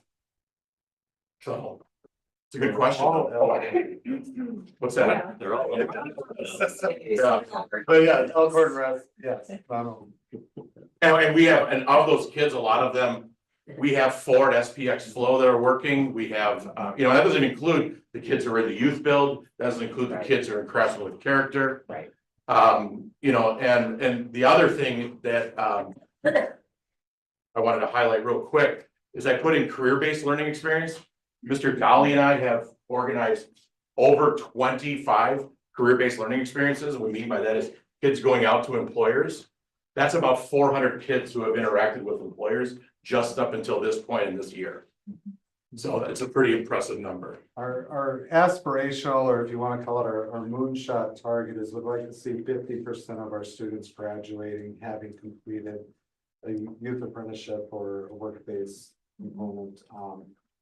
And yeah, having that sort of, you also get those Act 59, the certifications and so forth, but just having that rich experience and in order to do that, it takes a lot of that networking, that building a relationship with the partners and with your the businesses. And I know, Stebbins Builders is here today. They've done a lot of work in that regard. They need the employees, but they're also making a big commitment because as part of youth apprenticeship, that student is getting hired and getting compensated. It's not an unpaid internship. And mentored, so they have to pull somebody off and kind of reduce their bandwidth and. Yeah. Special education and transition, lot of really cool things going on in this space. This is probably my the work of my heart and, the one that I think when we have the ability to, change a family the family dynamic and the cycle of poverty, or get a kid who's, traditionally tried to find success in schools and families have wrestled with their disabilities and I'm gonna highlight just two of them. One was when I got contacted by Gateway and say, hey, Chris, we've never done a uniquely abled program at the Elkhorn campus. And we would love to invite and pay for, support, I should say, there's a grant to start students with autism to walk away with their CNC Advanced Operator Certificate. And we currently have 2 students who will go through that entire program and earn that certificate and be ready for employment. And then, unlike my peers who I mentioned in the beginning, because I'm my director of special education, I also act as the Options Virtual Charter Special Education Coordinator too. So that's a position that I started this year. And I think what's incredible about some of these programs that we've had, a number of students who have gone through this because of the certifications and the opportunities that they've had in high school, they've been able to graduate with those, secure employment, making an even greater wage than their parents or their guardians right out of high school. And to be able to help them break that cycle and get that gainful, livable wage is pretty exciting. Yes. I had a student who started a 2nd-year apprentice at a local manufacturer. They called him back and he started his 2nd year off at $20 an hour. He was a junior in high school. Yeah. Wow. CT budgets and data. This is just part of that work that is really this. I'll just be upfront and honest with everybody. This data and the expectations from DPI continue to be a moving target. And but I think one of what I'm really most excited about here as we move forward are really and Jason mentioned it before, is just the success we're seeing in not only the certifications, but also the opportunity to then bring in grant dollars that we can reinvest in the program. I know Bill can probably give an accurate number, but I'll ballpark it. The CT incentive grant, which is the DWD is awarded $5 million for all approved. The act was Act 59 of certifications, which includes youth apprenticeships, technical certifications from Wisconsin technical colleges. I mean, we're pulling in at the moment on average right around $90,000 to go back into kids and teachers. Then in addition, our youth apprenticeship grant, we get money from Gateway holds our consortium. And then we also manage the Carl Perkins grant, which all of those dollars are reinvested into Mike Thomas getting a new 4-axis CNC mill. Then reinvesting into programs like Skills USA and HOSA. And so we're really excited about that and to continue to see the growth, knowing that we're up just around 20 YAs in our school district is really exciting. And when people want to stay connected and current, here's where you can find more information about it. I would say that I went through these quickly because I was told to, because it was a long agenda. But one thing this doesn't include, I didn't even talk about, the ability, which is, I love, is the ability to mentor and support Miss Rimey as a new principal, the marketing and branding piece that we've done, which is, grown our CCA enrollment from 47 in September 2020 up to well over 250, with almost 55% of them open enrolled, and growth we're continuing to see in options, and we're really excited about those opportunities, and Jess has done a great job there. And so, any questions? I don't have any. It's a lot. And thank you for growing this, because it is important, and it's super important for our kids. Yeah, and I think what Jason said is pretty important, is the work is really educating families. Yes. The work is creating the conditions for kids to experience this. The work is networking with employers to help them and coach them and guide them through the ability to create a mentoring program like Yes. Mr. Stebnet has, or Mr. Reader has, or Mr. Gardner has, or Mr. Adams has. And to also then how to identify and work with the kids. I'm super excited about one, I'm gonna say it, Brunk Industries out of Lake Geneva. Nice. The third generation, Lars Eric Brunk, that's a great name to say, is really excited about employing a bunch of our kids. So that just came about a month and a half ago. And there's a paradigm shift that's out there within the education world as well, in that this isn't an either or, in the sense of, oh, I'm not going to go to college, so I'm gonna go and do a youth apprenticeship, and I'm gonna go and earn these certifications. What we're finding is that four-year institutions, even the top flight ones, want to see students have non-traditional educational opportunities.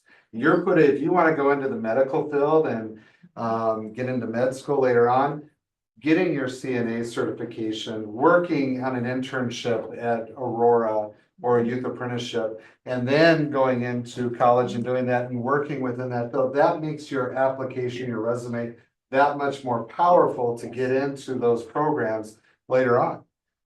We've had, top flight, top academic students from time to time have a challenge getting into the program that they want to get into. But developing those type of opportunities, we refer to as a stackable credential, and having this access and opportunities for all students, regardless of what you want to do beyond high school, is really critical. And that is an area that ongoing education needs to take place and occur, because it's nothing against the AP classes. We have lots of, we have over 400 students seats in AP classes. We're agnostic as to which pathway the students want to go. But I think parents and students need to start realizing that taking advantage of these opportunities doesn't mean that I'm only doing this because I'm going straight into the workforce. It certainly enables you to do that, but it also enables you to make a decent wage while going to school post-secondary. We've also had business partners who they'll hire the individual and they'll pay for their college costs. And there's opportunities like Somebody in the that audience while they're does going that. to school. Right? Yeah. So I just, the more we can get that word out there, that it's not just for a niche of students who don't plan to go to college afterwards. I think that's critical. It's across the board for each and every student that we And I think we're trying to break that paradigm, because when you think apprenticeship, everybody thinks plumbing, electrical, manufacturing, the trades. And there's an employee in the district whose son got into med school, but it was a struggle. And when I asked that employee, what would that student have done differently? What feedback did you get? They said, I should have done a youth apprenticeship in the medical field. That would have helped on my application to med school. That's for a doctor. It can also help with kids who think they want to do something in college, and they don't have that youth apprenticeship opportunity, and then they go into college and they waste 1.5 years of tuition and figure out, you know what, that's not really what I wanted to do. I want to do something different. Now the parent has just wasted all that money. If they had had the opportunity to have a youth apprenticeship in high school, they probably could have figured out in high school, you know what? That's really not for me. That's not what I thought it was. Yeah, I mean, when we get done with So- these experiences, to your point, Yeah, I have a If- son yeah, in if, that category, if so, they wanted, if this is the job they want, that's great, but it's just as important to walk away and say, that's Yeah. a job I don't want. exactly. To learn that, and I think the key of some of the, what we're doing right now with getting kids out in front of employers. In mentorships, whatever the program may be, plus the youth apprenticeship, this is experiential. Absolutely. Every kid we talk to wants to weld. Every kid we talk to wants to go out and swing a hammer. But they don't wanna do it when it's 90, Right, and they don't wanna do it when it's below 0. correct. Right, and all of a sudden they're like, when I see Alonzo and those guys working at the pavilion and the wind's blowing and they're putting up trusses. And they're like, this sucks, Mhm. right? It's not a great marketing campaign for working in the building trades, right? Or Right. same thing with welding, you know, these kids, we got almost 200 kids taking welding classes, plus going on to Gateway. And then they get into welding and all of a sudden they're like, wow, this is very repetitious, yes. Now, for some kids, they love all of it, Right, they love all of it, but to your point, is that what you wanna do? right. So. I should have asked my question differently. I should have asked how many open enroll students were in that 23, because I want to show that we are bringing kids from outside our district to our district for an opportunity. I'll look at that data, that's a good one. It's a really good. very big driver, the access and opportunities that the students have, they don't have in their home district. That's part of why you see the other districts creating and scrambling to create those same opportunities. And I think this is a good opportunity to bring up as well, because a very common question or perception, I think you guys as board members have heard this. There's this false impression that the charter schools cost us money, or we must be losing money because they're in this type program. And the reality is both of our charter schools, options and CCA, have a net positive cash flow, significant net positive cash flow for the school district, even with the open enrolled dollar amount being slightly below what our revenue is. Our expense to operate on a people basis is significantly less than what we bring in for that revenue. And also with their growth, I fielded a question today from a community member, which was great. They noticed in our cost reduction profile, if we don't have the referendum get passed, they asked, well, why don't we see a reduction in personnel in those two entities? In large part because it's our highest growth areas and they're operating and cash flowing at such a level that we need to maintain the personnel so that we can continue to grow and develop those programs. Right. And part of the ad hoc committee's recommendation, knowing when we looked at the finances of options, one of their charges and recommendations that we significantly increase our population in the virtual school. Right. And because it is a positive cash flow. And so we've set a target and a goal to reach an 800 student population in that virtual school. I'd like to see that within 5-year timeframe.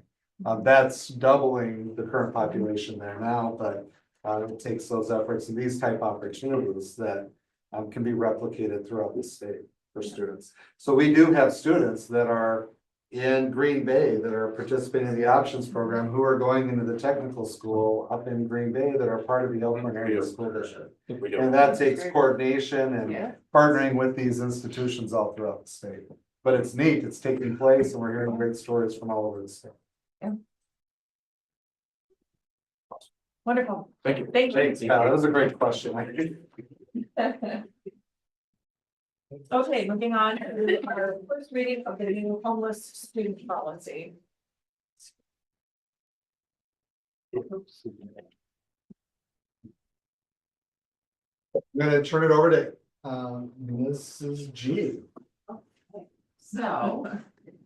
We're comfortable with me just speaking from here. Sure. This is here just to let you know why we are skipping the line with the Neola policy adoption.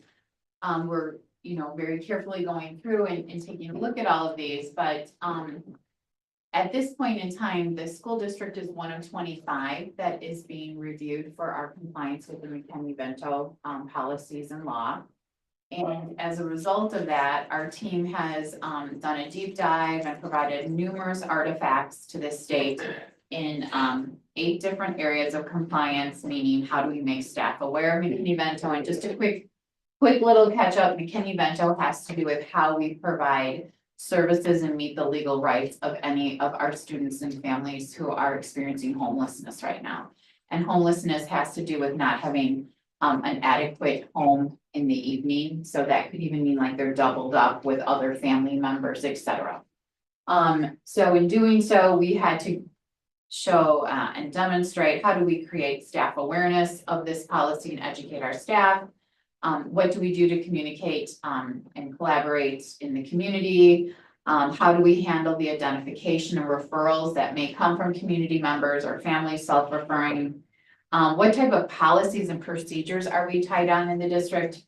As well as how do we meet the transportation needs of these families? Do we comply with immediate enrollment? What if there's a dispute with how something's being handled? So we need a dispute resolution policy, as well as what type of internal collaboration happens between our EL program, our gifted and talented program, our Title I programming, and our homeless students.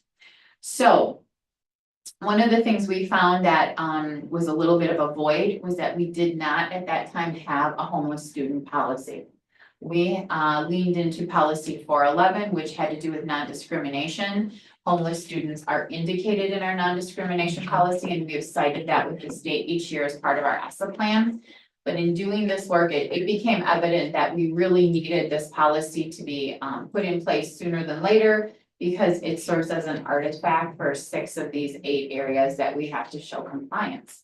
So we are, I would say, adopting about 99% of the policy language. There is just 2 areas where, because we don't have a second policy in place that is cited in this policy, you see a strike through. But basically, what I'm pleased to say is everything indicated in this policy was already happening in the school district as we met their needs. So I'm just asking that as we go before a review with DPI. We were scheduled for this review last week, and 45 minutes before our phone call, they canceled on us. So we're waiting to reschedule after running to the finish line with all these great artifacts, of course.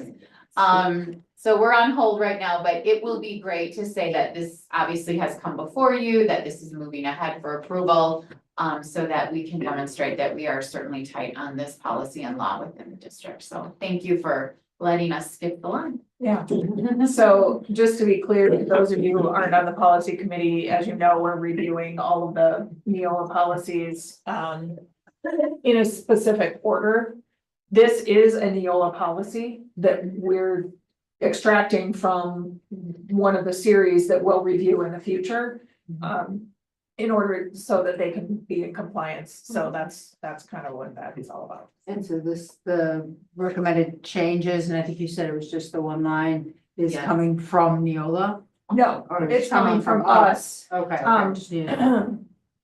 Because You'll see the Neola policy cites another policy, like where we've struck things out, and it's simply because we don't feel that that's necessary to, have a policy on what does our homeless liaison do. We've got that clarified in other areas, so. This is probably one of the cleanest policies I think that we've ever brought forward. We really didn't touch this one, it's so good. Well, that's part of the advantage of Neola policies is they incorporate state law, and the McKinney-Vento topic is part of state law, so they are writing the policy to comply with that law. So. Good. All right, looking for a motion to approve. Well, this is. Oh, that's right. Yep. Oh my goodness. I know, we'll be. So, first reading, if you have any questions, we will review it at the next board meeting and then look for a motion then. Thank you, Amy. Thank you. Thank you. Now we're on to discussing the creation of a school board legislative committee. So, this is actually something that has come out of quite a few of the, I'll say, referendum, coffee chats and community forums that we've had, because there has been a focus on understanding what, how schools are funded and recognizing that, the state needs to take some responsibility in part of this as well. And so the community members have said, you know, what are you doing as school board members? We've said, well, and I think Adam, you were, one that really kind of came up with this idea of forming a committee from the board that would, be a legislative committee. So somebody who's concentrating on working those relationships with the legislators at the state level, to help them understand. It's not just an Elkhorn issue, it's a statewide issue. But we're also, as a school board, saying it can't just be us. We're volunteers, even though we get paid a minute amount of money, compared to the hours that we put in. It is really a volunteer position, and we are also looking to have the community be part of this, I think, right? Yeah. Yeah. Yeah, I think that's perfectly said, and I think there are other districts that have a committee within their board. Yep. And kind of been going back and forth, listening to the community, might be better to do it as a group to involve the community. Maybe we can have committee meetings where we can, I don't know if we can dialogue with the community or how we set this up, and I don't know the process. But what I will say is that there is interest from the community. This is happening in other districts. And I've already been talking to, and he gave me permission to say this. I've been talking to Dave, the president of the Delavan School Oh, District. sure. Um, Dave Henry. Yep, and I've been speaking to him frequently. He loves this idea. You know, district we talked to would be very interested in working with us. And that's right off the bat. Up north where I was a teacher, Superior holds what they call Superior Days, and it was really for that entire region, and they would bring people together. And I don't know if we want to expand it that far, but there is power, and they would identify the issues that they wanted to go and speak to the legislature on. And they actually, I was aware of it because I was the gift and talent coordinator, and I was responsible for taking a group of students. And they also involved students, and the students they would identify what the legislative issues were and priorities, and they actually set up a day where they went down and they lobbied and they went and visited all the different representatives.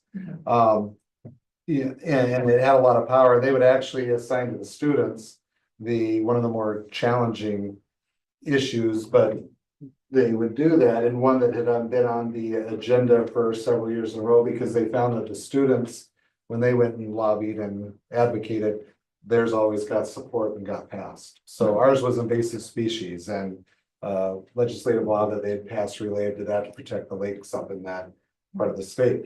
But I think it's a wonderful idea. I like even the expansion beyond, especially sticking to at least our representative area, because we do have WASB. I have the Wisconsin Association of District Administrators, the business officials, WASBO, all of those groups do have lobbyists, and they try to bring in a unified voice. But what I've found over the years is, I think those groups get written off a little bit from our local legislators, because it's not necessarily, it's a large entity, and I know they want us to all advocate in the same fashion, but the reality is our local legislators are going to listen to us as community members more so than they're going to listen to a lobbyist from WASB or from WASDA. And quite honestly, and having been the representative from our school board to the convention every year, they're not talking about this issue. Not at all. And so I don't see WASB paying any attention to this issue. So if they're not, then, and they're supposed to be our law entity, so if they're not paying attention to it, then we're gonna have to. You're saying like the issue of school funding is Yes. to CPI? Yep. You're absolutely right. And part of the challenge is 85% of the districts in the state Yep. have gone to or passed operational referendums at a point, and so In you're the now last 2 sitting, years. where we're one of the 15% that have not. Right, And so it's from a legislative, from a large body standpoint, there's not the right, momentum or the desire to right, fix it in that fashion. so. Procedurally, do we create a committee or how do we create this? I know, Jolene was speaking about it. I know there's other people that would want to be involved We've with had this. several community members Yeah, say. members would want to be Yeah, involved. then I would set it up as a board ad hoc committee that would bring recommendations back to the full board. Because if you do it as a board committee, then it's Right. just board members. Yeah, If you do it as an ad hoc committee, then that's a committee that the board can form and appoint.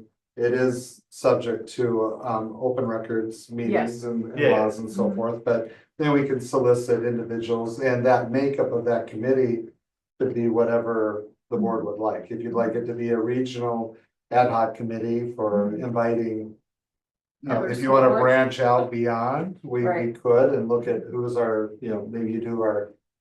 Legislative footprint, or maybe you would just start with Delavan and Elkhorn, since there's been interest there. Does it lose?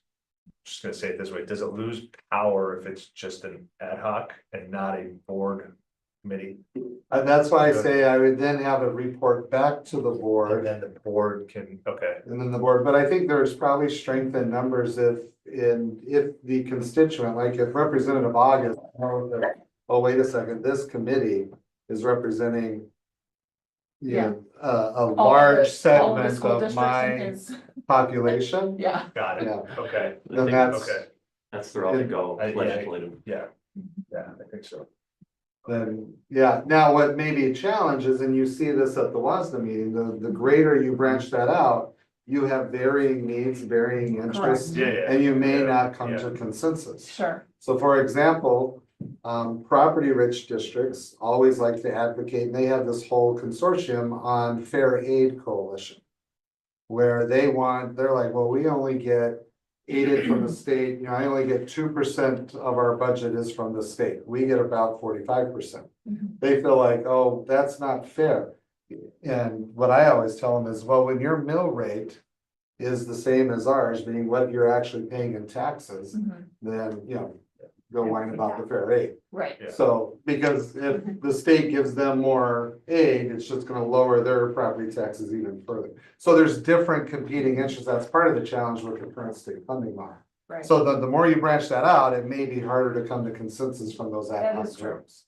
Yeah, we can start, Dave wants to do it, maybe we can start with us and Delvin. Just having an informal meeting Yeah, to get Yeah, governor ideas of what it is we want to put on the line. Yeah. I mean, I think we know what has been in the forefront of our minds, I think, right, as we stand on the brink of referendum. I think maybe the first step would be to go ahead and authorize me to start an ad hoc committee.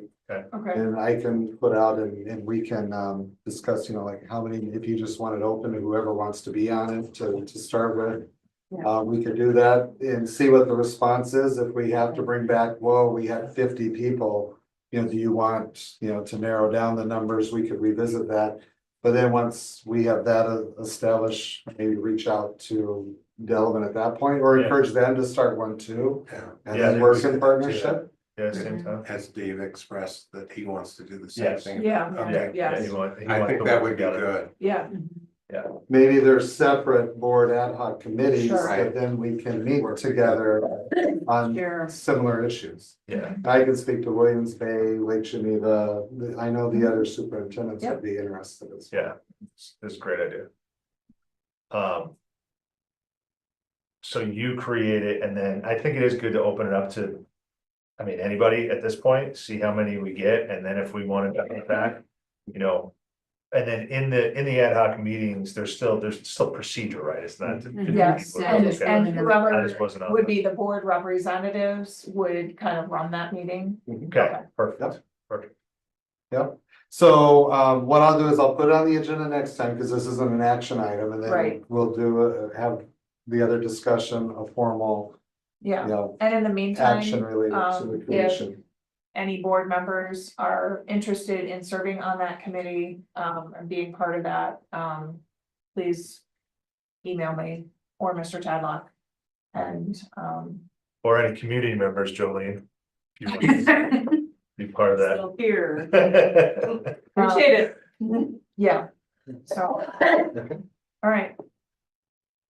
Anything else that we need to say about it, or? That's everything? No, I think this Okay. was perfect. So we'll bring it back as an action item on the next. Okay. Board notification protocol. So, there's, been some discussion about, just creating a protocol rather than a policy. I don't think it needs to be a policy, but just, making sure that, board members are given a heads up from administration. Not necessarily just from you, Mr. Tadlock, but from building administrators. That when a potential situation, is having to be investigated or, just might be a controversial situation. That sometimes the community likes to go to social media and spread, things that may or may not be true. It's those things kind of pop up in those areas, and then we're bombarded with questions on those things and completely blindsided because we didn't know anything about them. That and split, meaning, someone may ask you a question Correct. and ask me the same question. Correct. Without Yeah. notifying either one of us that Correct. the other's been told. Right. So I think we're looking for some consistency, just creating some kind of a protocol or practice, that. It doesn't necessarily have to come from you, but. Well, What are your comments on that? yeah, my thoughts are, and I know we have with my administrative team and the principle that we try to live by, and I try to live by that with the school board as well, as no surprises. Mhm. Now, I'll say we're not clairvoyant or mind readers as well, so I always invite Sure. people in the community, if you hear something, see something, say something, my cell phone number is on every email, it's out Yeah. there, it's public. Yeah. A simple text, and I will get these, like a message, like, Mhm. hey, what's going on? And we try, and the team does a pretty good job. They'll let me know, like, hey, we had to make an emergency call, the ambulance is over here, and we'll push that notification out and try to share. I know we live in that climate where there's such people want to know things like immediately and such that type fashion, and, so that's kind of the principle we try to live by, is that no surprises. So I'd also ask, likewise, and I know if you do hear something or cued into it, reaching out, hey, what do we know about this? I'm happy to reach out to admin, and get an answer, because I don't always hear everything Right. or see everything. They don't either sometimes. I mean, And- the board, the program, there is a policy in place Correct. for if there's a parent that is concerned about an issue. There's a policy in place already that you're supposed to go first to the teacher. Yeah, chain of command kind of thing. And then take it to administrative level at that building level. So there's a policy for that. It's just that the community doesn't follow it. Well, and that's part of the challenge is sometimes, on the redirection or, well, and sometimes they're just gonna have a relationship with someone and they know Sure. them and they're going to ask and And it want was to know, simple. yeah. And in some cases, it's not that we don't want to be. I want to be as transparent as I can and share as much as I can in every situation, but there's certain things that we also can't Correct. disclose, and we have to protect confidentiality of certain students and so forth. Yep. And so we'll always disclose to those who need to know the information that we can share. Unfortunately, in all cases, not everybody needs to know, or and when I say needs to know, has a legal right to know everything, and we're prohibited in some instances. But I think if there is ever a concern, especially involving their student, I'd ask them to reach out to that end of either the teacher or the principal first. Right. Because if they do reach out to myself or reach out to a board member, Right. we're gonna have to do that. We're gonna have to say, We're gonna well, have to have say, you talked to sorry, them? you Yeah. need to go talk to, yeah. That's just natural though. I mean, Yeah. you would naturally hear that and then you just naturally would tell them to go to the teacher first. I mean, it's not like that's common knowledge out there that if you're upset about something, that you should go to the source right away. Yeah. Part of it is relational, like you said, you know, they know you, they see you. You know, I've had more people contact me in the last 2 months than I have in the last year. And I think it's just that I've been visible and vocal, and they're getting to know me and recognize me. And so there's that, a personal connection being made. Yeah, maybe that's on us. I'll take it. Right. You know, but do we need to? I've been very out, I've been all around, people call me, ask me questions. And I have to own I say, ask me anything, you know, please call me anytime, Right. Facebook message, whatever. Yeah. And that does lead to things like this where I have gotten some questions that I don't know the answer to, and they have skipped the line and bypassed the policy. But the other thing is personally, I don't mind it. You know, it's few and far between that I get questions that need an answer right away. But it's either me asking the principal or him asking the principal, and if it's a quick thing for me to do, I don't mind. It does keep you in the loop as to. Yeah. What is the problem that happened or Right, and I issue that think occurred or whatever. with some things. I want to, without divulging anything, there are some things that maybe we just say, hey, if there's call it a disciplinary thing, just heads up, this happened. A couple students were involved, here's what it is. It was already investigated, no big deal, boom, done. Right. And then we know, because we're gonna get it at some point, somebody who's going to be asked that question, whether it's us or the principal, maybe we just. Get ahead of it, principal just tells us or something like that. You know, because it's 2025, Yeah, and everybody's talking about everything. There's too many situations to be able to predict. Of You know, course, what do you- of course, what of do you- course. Yeah, what is, Yeah, that's the problem, What that's the, justifies that I kind of know, notification. I don't want your cell phone that goes off 24/7. As a teacher, it always bothered me when a principal would come to me and say, we have a situation. Whereas if I had talked to the parent Yes. directly and known about it, I could have cleared up a lot of Yes. confusion. yes, Okay. But, Good call. and that's why I was always hoping that administration, that was the first thing they said. Have you talked to Herr Gordon? yes, And if you don't get satisfaction from Herr Gordon, then come back to us. yes. And I'll just, say, and I speak to the actual elephant in the room, which kind of I think was a catalyst for this good conversation to have. Was there was a rumor that a middle schooler went into the girls' locker room, or the roommate in the girls' bathroom to take pictures. Yes, that a male student went into the girls' locker room or bathroom to take pictures.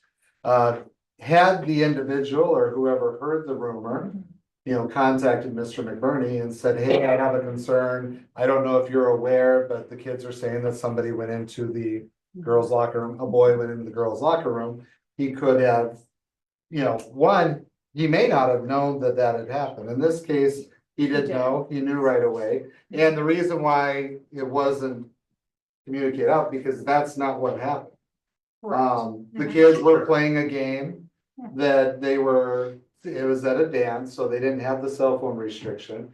But the kids were playing a game where they were trying to take a picture of each person in the other group, and the girls ran into the locker room or the bathroom, so the boy couldn't go in to get their picture.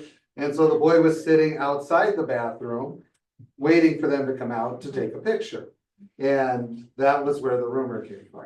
I never went in the bathroom, never even took a picture. Mr. McBurney investigated, looked at the phone. That's why in his mind, he's like, well, this is a nothing burger. Right. But the rumor mill went out and spiraled out of control. And we talked about it. I was able to let the board know once you were aware of it. It could have circumvented that, had someone reached out to Mr. McBurney directly, which we would appreciate because we don't know. Right. It's impossible for us to know everything that the middle schoolers would do. As Mr. McBurney declared, he said, boy, I mean, middle schoolers do bizarre things on a daily basis. Right. I would be sitting here. Messages all the time about crazy things that the middle schoolers are doing. So that's where we need I think that open line of communication across the board, that's helpful. If parents do have a concern, don't assume we're aware of it. We're never going to not hold a kid accountable or cover something up like that. We're always going to address it. It's, helpful and, if they do go to the board level first, you'll steer it down, but it can be head off through that level. And please, I know this is futile, but you just have to pick up the phone, posting it on Facebook and spreading it that way is not the most productive form of communication. And it leads to misinformation, confusion, and unnecessary drama. To be frank, it's not role modeling for our kids. How to handle that. How to deal with those situations, But a good reminder for all of us. Yeah, and So- a good reminder for all of us as board members is when people do have stuff that they present to you. Your first response is, have you talked to the teacher? Have you talked to the building principal? It just have that mindset, take it back to where it's supposed to be per policy. And then work it up the chain of command. I can guarantee you that 99.9999% of everything that is presented to us will never get to the board level if it's done properly. So. Yep. Okay. Human Growth and Development Committee discussion. I'm not gonna take this one, because I'm not really, I haven't barely been part of the discussion on. The request was made or brought up to have a discussion related to, by state statute, you have a Human Growth and Development Committee. That creates, they get together and they make a recommendation. They make a recommendation to the school board regarding the scope and sequence of what is taught in the district as it relates to human growth and development. That there is no statutory requirement for that committee to meet within a certain time frame or certain years. It's been several years since that committee last looked at the scope and sequence, and it was brought up by a board member that they'd like to have a discussion in regards to whether they wanted to reconvene that human growth and development committee again to go and revisit the scope and sequence of what our curriculum is, and then make a recommendation to the board. And that's one possibility. The other possibility, if the board wanted, is you could review the scope and sequence, have a presentation on it. At the end of the day, the board adopts and or accepts the scope and sequence. It just depends on, do you want a committee to review it first and look at that, or would you like to review it first and then put it to a committee?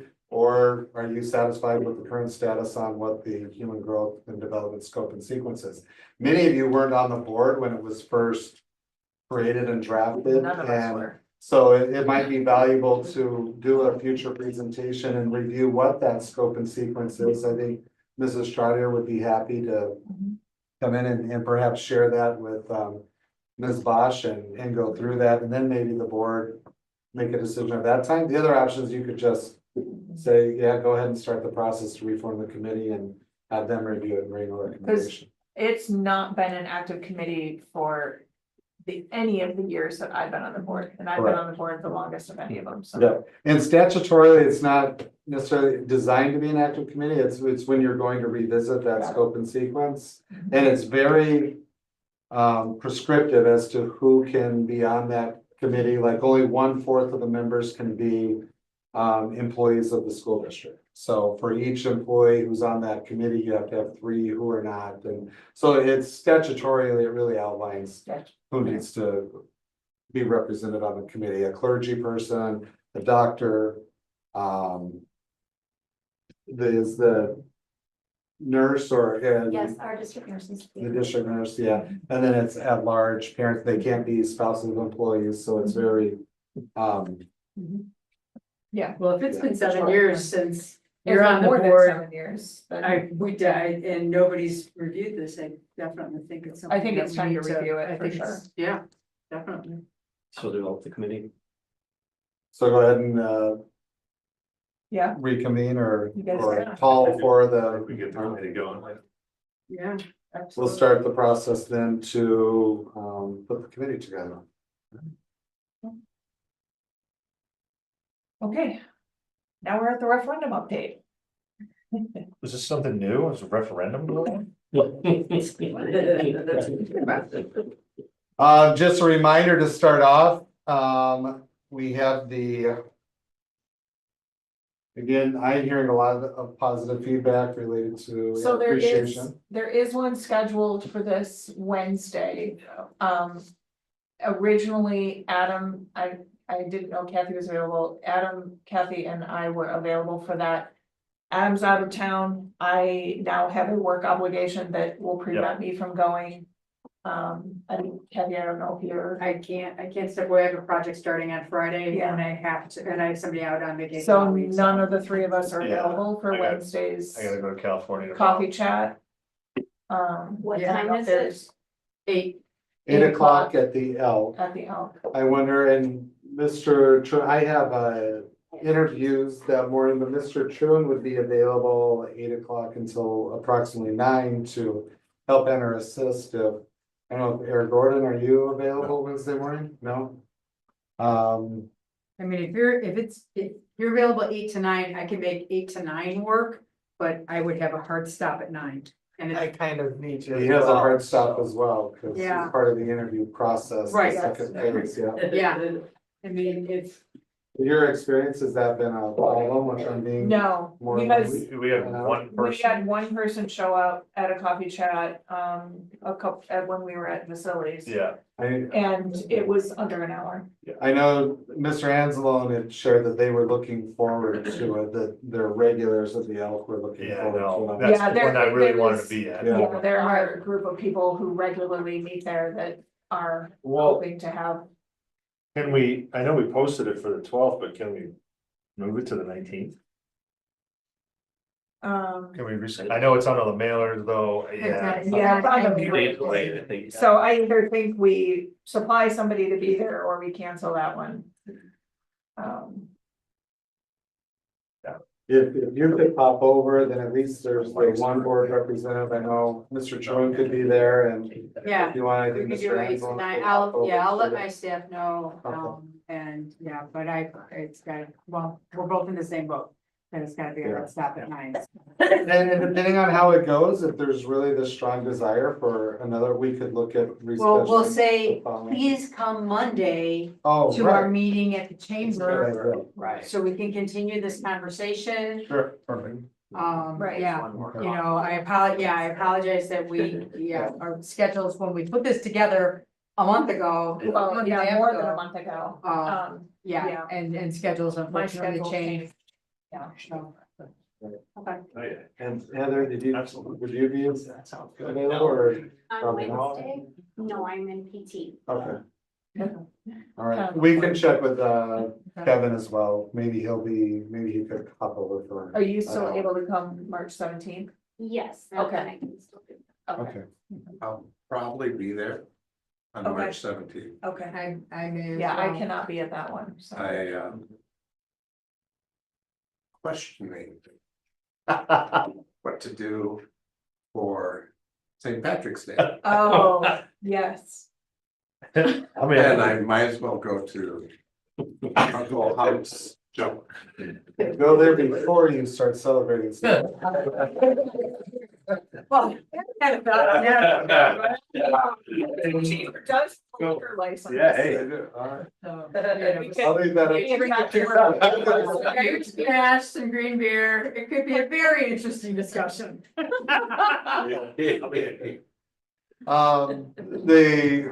The next item then that I put on here was just a copy of the community connection. And I want to really give, we've heard a lot of compliments related to the print materials and so forth. I want to give a huge thank you and in recognition to Katie Hoffman.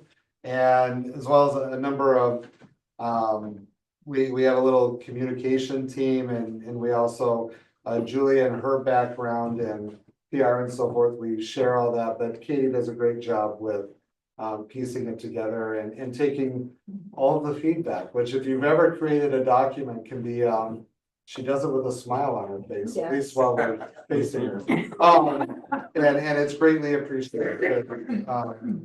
It's a lot of voices coming together and she does a wonderful job of that. So this was in the community connection. It is that fact sheet. I just wanted to share that.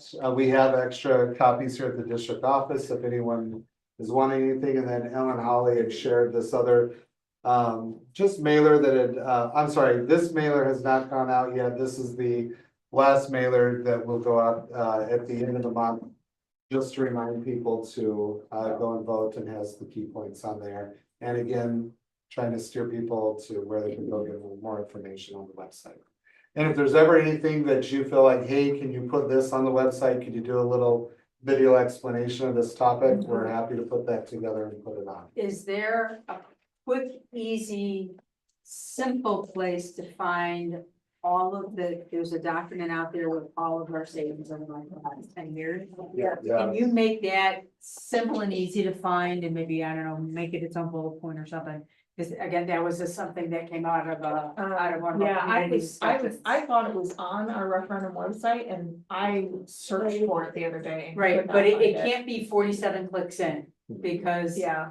It's So- right, it's right not there at listed, the it's top. right Literally there, right there, I think. cuts we've made. Oh. Yep. It's literally I don't know if there's a first way, line. yeah. I don't know. Yeah, That's it. unfortunately, that feels very difficult. to Buried, find. buried within, if we could. Because people are looking at these black, They're looking down here. they're looking at the black things and Yeah. reading that. Yeah. All right, Right. so we can call it out. You'd like it called out I don't know, just call. south here? Somewhere, I don't know that I have an opinion as to where. I just know that That people aren't. feedback that I've heard, I mean, at several different meetings has Yeah. been, well, what have you done for me lately? You know, and, Okay. and I just mean, want to see it, and we it have is- it, Yeah. but it like, is the other there. night we were at that meeting and it was like, oh, it's right here, oh, we don't have that one, you know, and Yep, trying to find you're it right. was. a It is scrap. there, but I Right. think most people scroll down to see these black questions. I mean, we could put it here too. Yeah. Well, doesn't No. have that title, but Can it just have its own, I don't know. Instead of having it as a separate document, could it just have its own section and have the sections from the document as expandable questions? Like cuts from 2014, cuts from 2015. we could. That would, put I that don't know in. if that would be too much click, Yeah. Yeah, click. or just. It's Yeah. also, actually, it's in two places. I thought. I don't know. It's also under checks and balances. Of that budget, you just scroll past Oh, it, sorry. budget cuts and additional revenue. Yeah.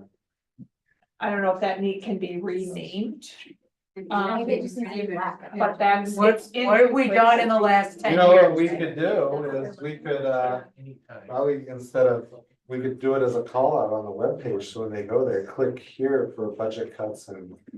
Or- No, I Yeah, don't think it, Right. but I'm not sure what to call it, or how, I don't have an answer, I only have a Spots, question. right? it is in two different spots. Yeah. Okay. But it's not intuitive, I don't think. Something to massage in your brain for a little bit. All right, Okay, and then we'll, I can talk. to Not too Katie long, about it tomorrow. but. what? I can talk to Katie about it tomorrow. I'll look at how to call it out more, and if anyone has other thoughts, yeah. Maybe it's throwing it embedded in an icon or something. Alright. Like that, I don't- Okay. am not asking for you to change a thing. But the video that I made and Julia made, and Ed, did you make one? You've made it really difficult to find them. Well, mine is not published yet. I am reshooting mine this week. Oh, really? Yes. Because when I did find mine, yours was listed. And it had the number of minutes that you talked. I didn't watch it. Yeah, probably because you did specifically to it. Oh, okay. Yeah, it's not. It's not made public. Okay, but there was a woman that The said she fact, saw the mine. fact that it's. Yes. And I don't know how she found it. Yeah, I know. It took me a good. I couple haven't minutes seen to them. find it. I haven't seen yours pushed out yet. Oh, yeah, well, if you wanna know how to find it. All right, so we'll take that feedback, make the video links more prominent. No, And- not and I necessarily. appreciate I'm not it, saying honestly. it's- No, that's why we did them, so that they can, so the public can see Yeah, that, because what's- not everybody can attend the meetings, that's why we wanted Yeah, what's, you to be able to have the videos so that. people What it can was, click on you that. had to go to the board. And then you had to go to board meetings, and then you had to go to the video, or at least where I On found it. YouTube? Okay, You had to go on the videos of past Oh, boy. board Yeah, that's meetings. way And then if you very- scroll down far enough, then it said referendum videos. Yeah. that's And way then our, oh, okay. so. And I don't know if there was another way to Front find it, but I did. what does the board got to say about this? Okay, They want us to push those out? yes. Well, I they think need to they're be wanting pushed to out be on in social more media. prominent. I understand. I think we were under the impression you were gonna push it out on your social media. Yeah, I'm reshooting. That's what we heard. All right, So we can push it out. I just- On that note of videos, can we discussed a live stream at the forum? Can we do that for Saturday? Oh, that's right. Can we do that on For Monday, the the 17th, 17th? they, yeah, was suggested that meeting be live streamed. We're not bringing Jameson, by the way. No. Oh, then, never mind. Yeah, that's right, no Green Bear. all right, so live stream for Monday, the Can it 17th. be Get more recorded? views. Yeah, maybe we, yes. Well, Maybe Well, we if you live stream it, you can also record it, so. But, I mean, in it. Is it? It should be able to be Yeah, recorded. technically, I know, technology wise, you can record it I don't see without why not. everybody's approval that they're on. Oh, yeah, there's that question. What if we just shoot us and not them? Right, the camera can just be directed Yeah, on I us. would love to have it recorded. and It's short Go to notice, camp. but let me check with Jenna Rand and the broadcasting club. Okay, And see, because my understanding, when you do these forums, it's a number of different conversations taking place at the same time, correct? it is. Okay, Yeah, so I'll see if It there's is. multiple students who could come in. yeah, we would have to have Film we would different have to have a conversations. microphone set up so that people could come up, speak into the microphone and ask questions. Rather than just a roundtable discussion, because otherwise the sound is not gonna be picked up well.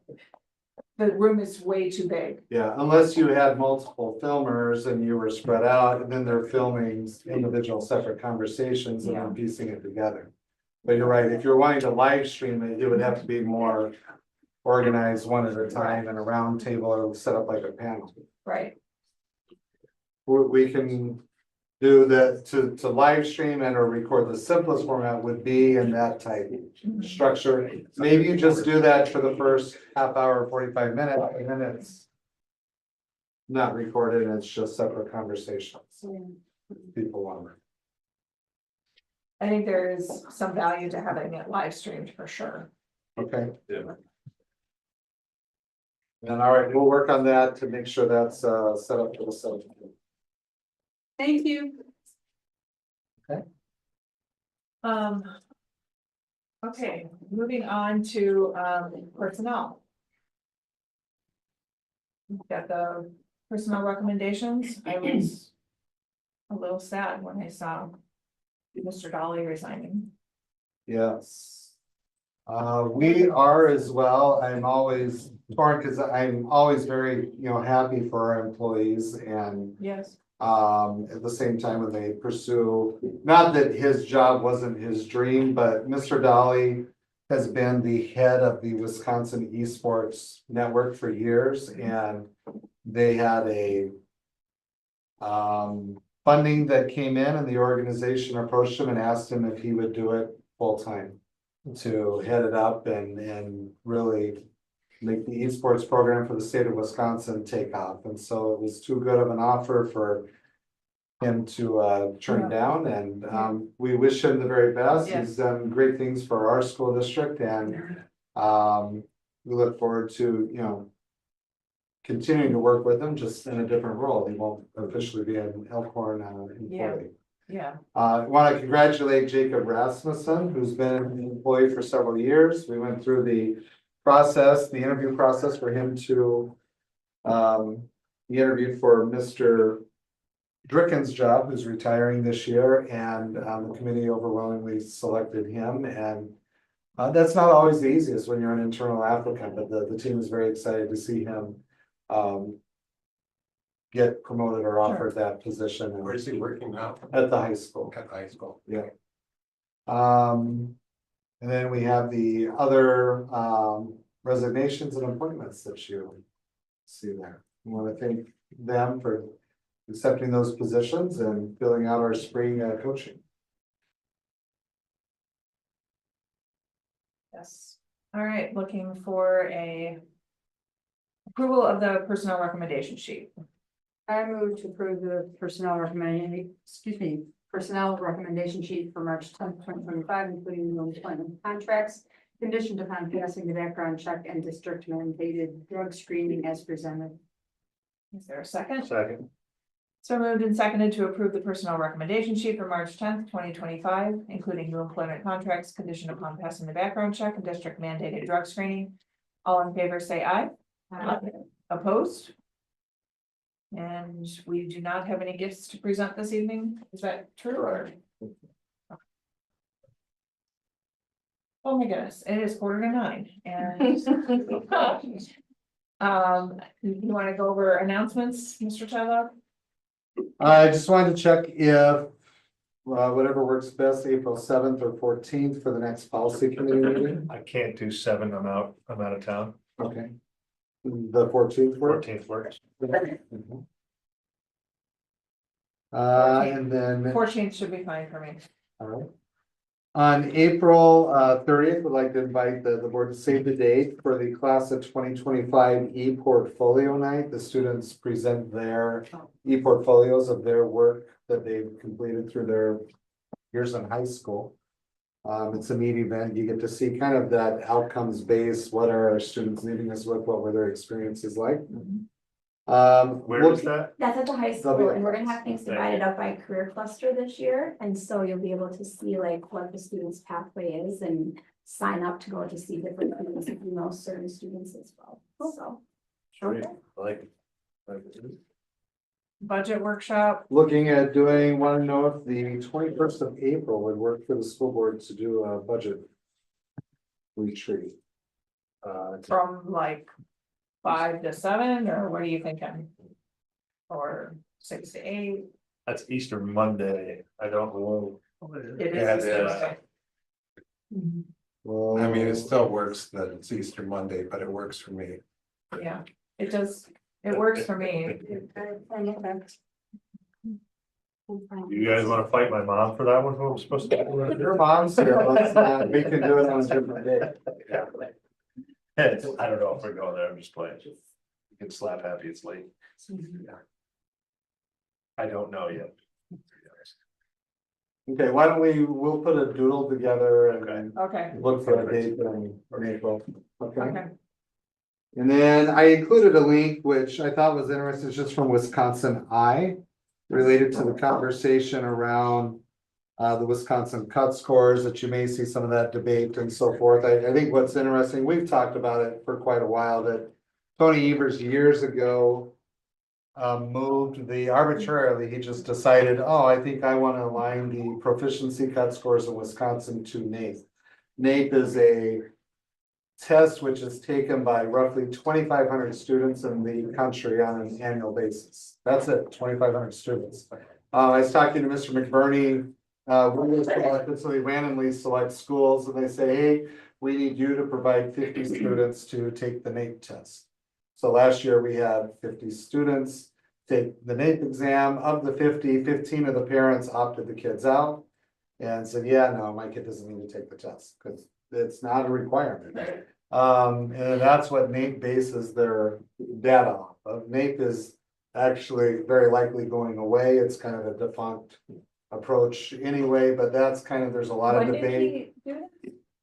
It was last year. No, when did Evers do it? My third year as superintendent, like Okay, 13 years because ago? I thought that Underly is the one who changed all the testing last year. Last year, utterly did. Mhm. Evers originally changed Okay. it to NAEP. I'm just sharing that background. Got 'Cause it. years ago, he arbitrarily, just a state superintendent, before he was governor, said, oh, I think we're going to change the cut scores Got it. to NAEP because that'll make schools, change or modify, because proficiency moved to the 70th percentile roughly. Amongst the highest in the nation on those to be considered proficient. So the reason I bring this up is there's a lot of misperception out there when people say, oh, gee, only 40% of the kids are proficient. Well, Right. when you have to be above the 70th percentile, you're actually outpacing the norm when you have that percentage of kids considered proficient. But my point is, that doesn't mean they're at grade level. They're actually quite a bit above grade level to be proficient. And it was an arbitrary cut that Evers set years ago. Jill Utterly last year with a team and so forth, that's where the legislators upset. They're saying, oh, you tried to reduce standards, you arbitrarily reduced it. Right. And there's an explanation from I'd say the second in command or one of the people from DPI on as to the rationale why they did that and moving forward. So I just shared the link there so you can see it. It's just a hot topic for debate. Yeah, I know Evers was not happy that Underly did that. No, because he arbitrarily did it himself. Got it. Yeah. 'Cause he had done it himself and didn't like it being under it, yeah, so. I thought that was interesting, I shared that, that was it for the announcement. Okay. All right, looking for a motion to adjourn to closed session. We'll make a motion to contemplate a closed session pursuant to Wisconsin State Statute 19.85. Parent 1, Parent C, to discuss the performance of an employee. The school board will not reconvene in open session. Is there a second? All right, it's been moved and seconded to adjourn to contemplate a closed session pursuant to Wisconsin State Statute 22.85 1C to discuss the performance of an employee. School board will not reconvene in open session. Roll call vote, please. Mr. Andre. Yes. Mayor Gordon. Yes. Mrs. Ingersoll. Yes. Mrs. Costa. Yes. Mrs. Reckles. Yes. And Mr. Scarrow. Yes. All right, thank you all for coming. Thank you, everyone.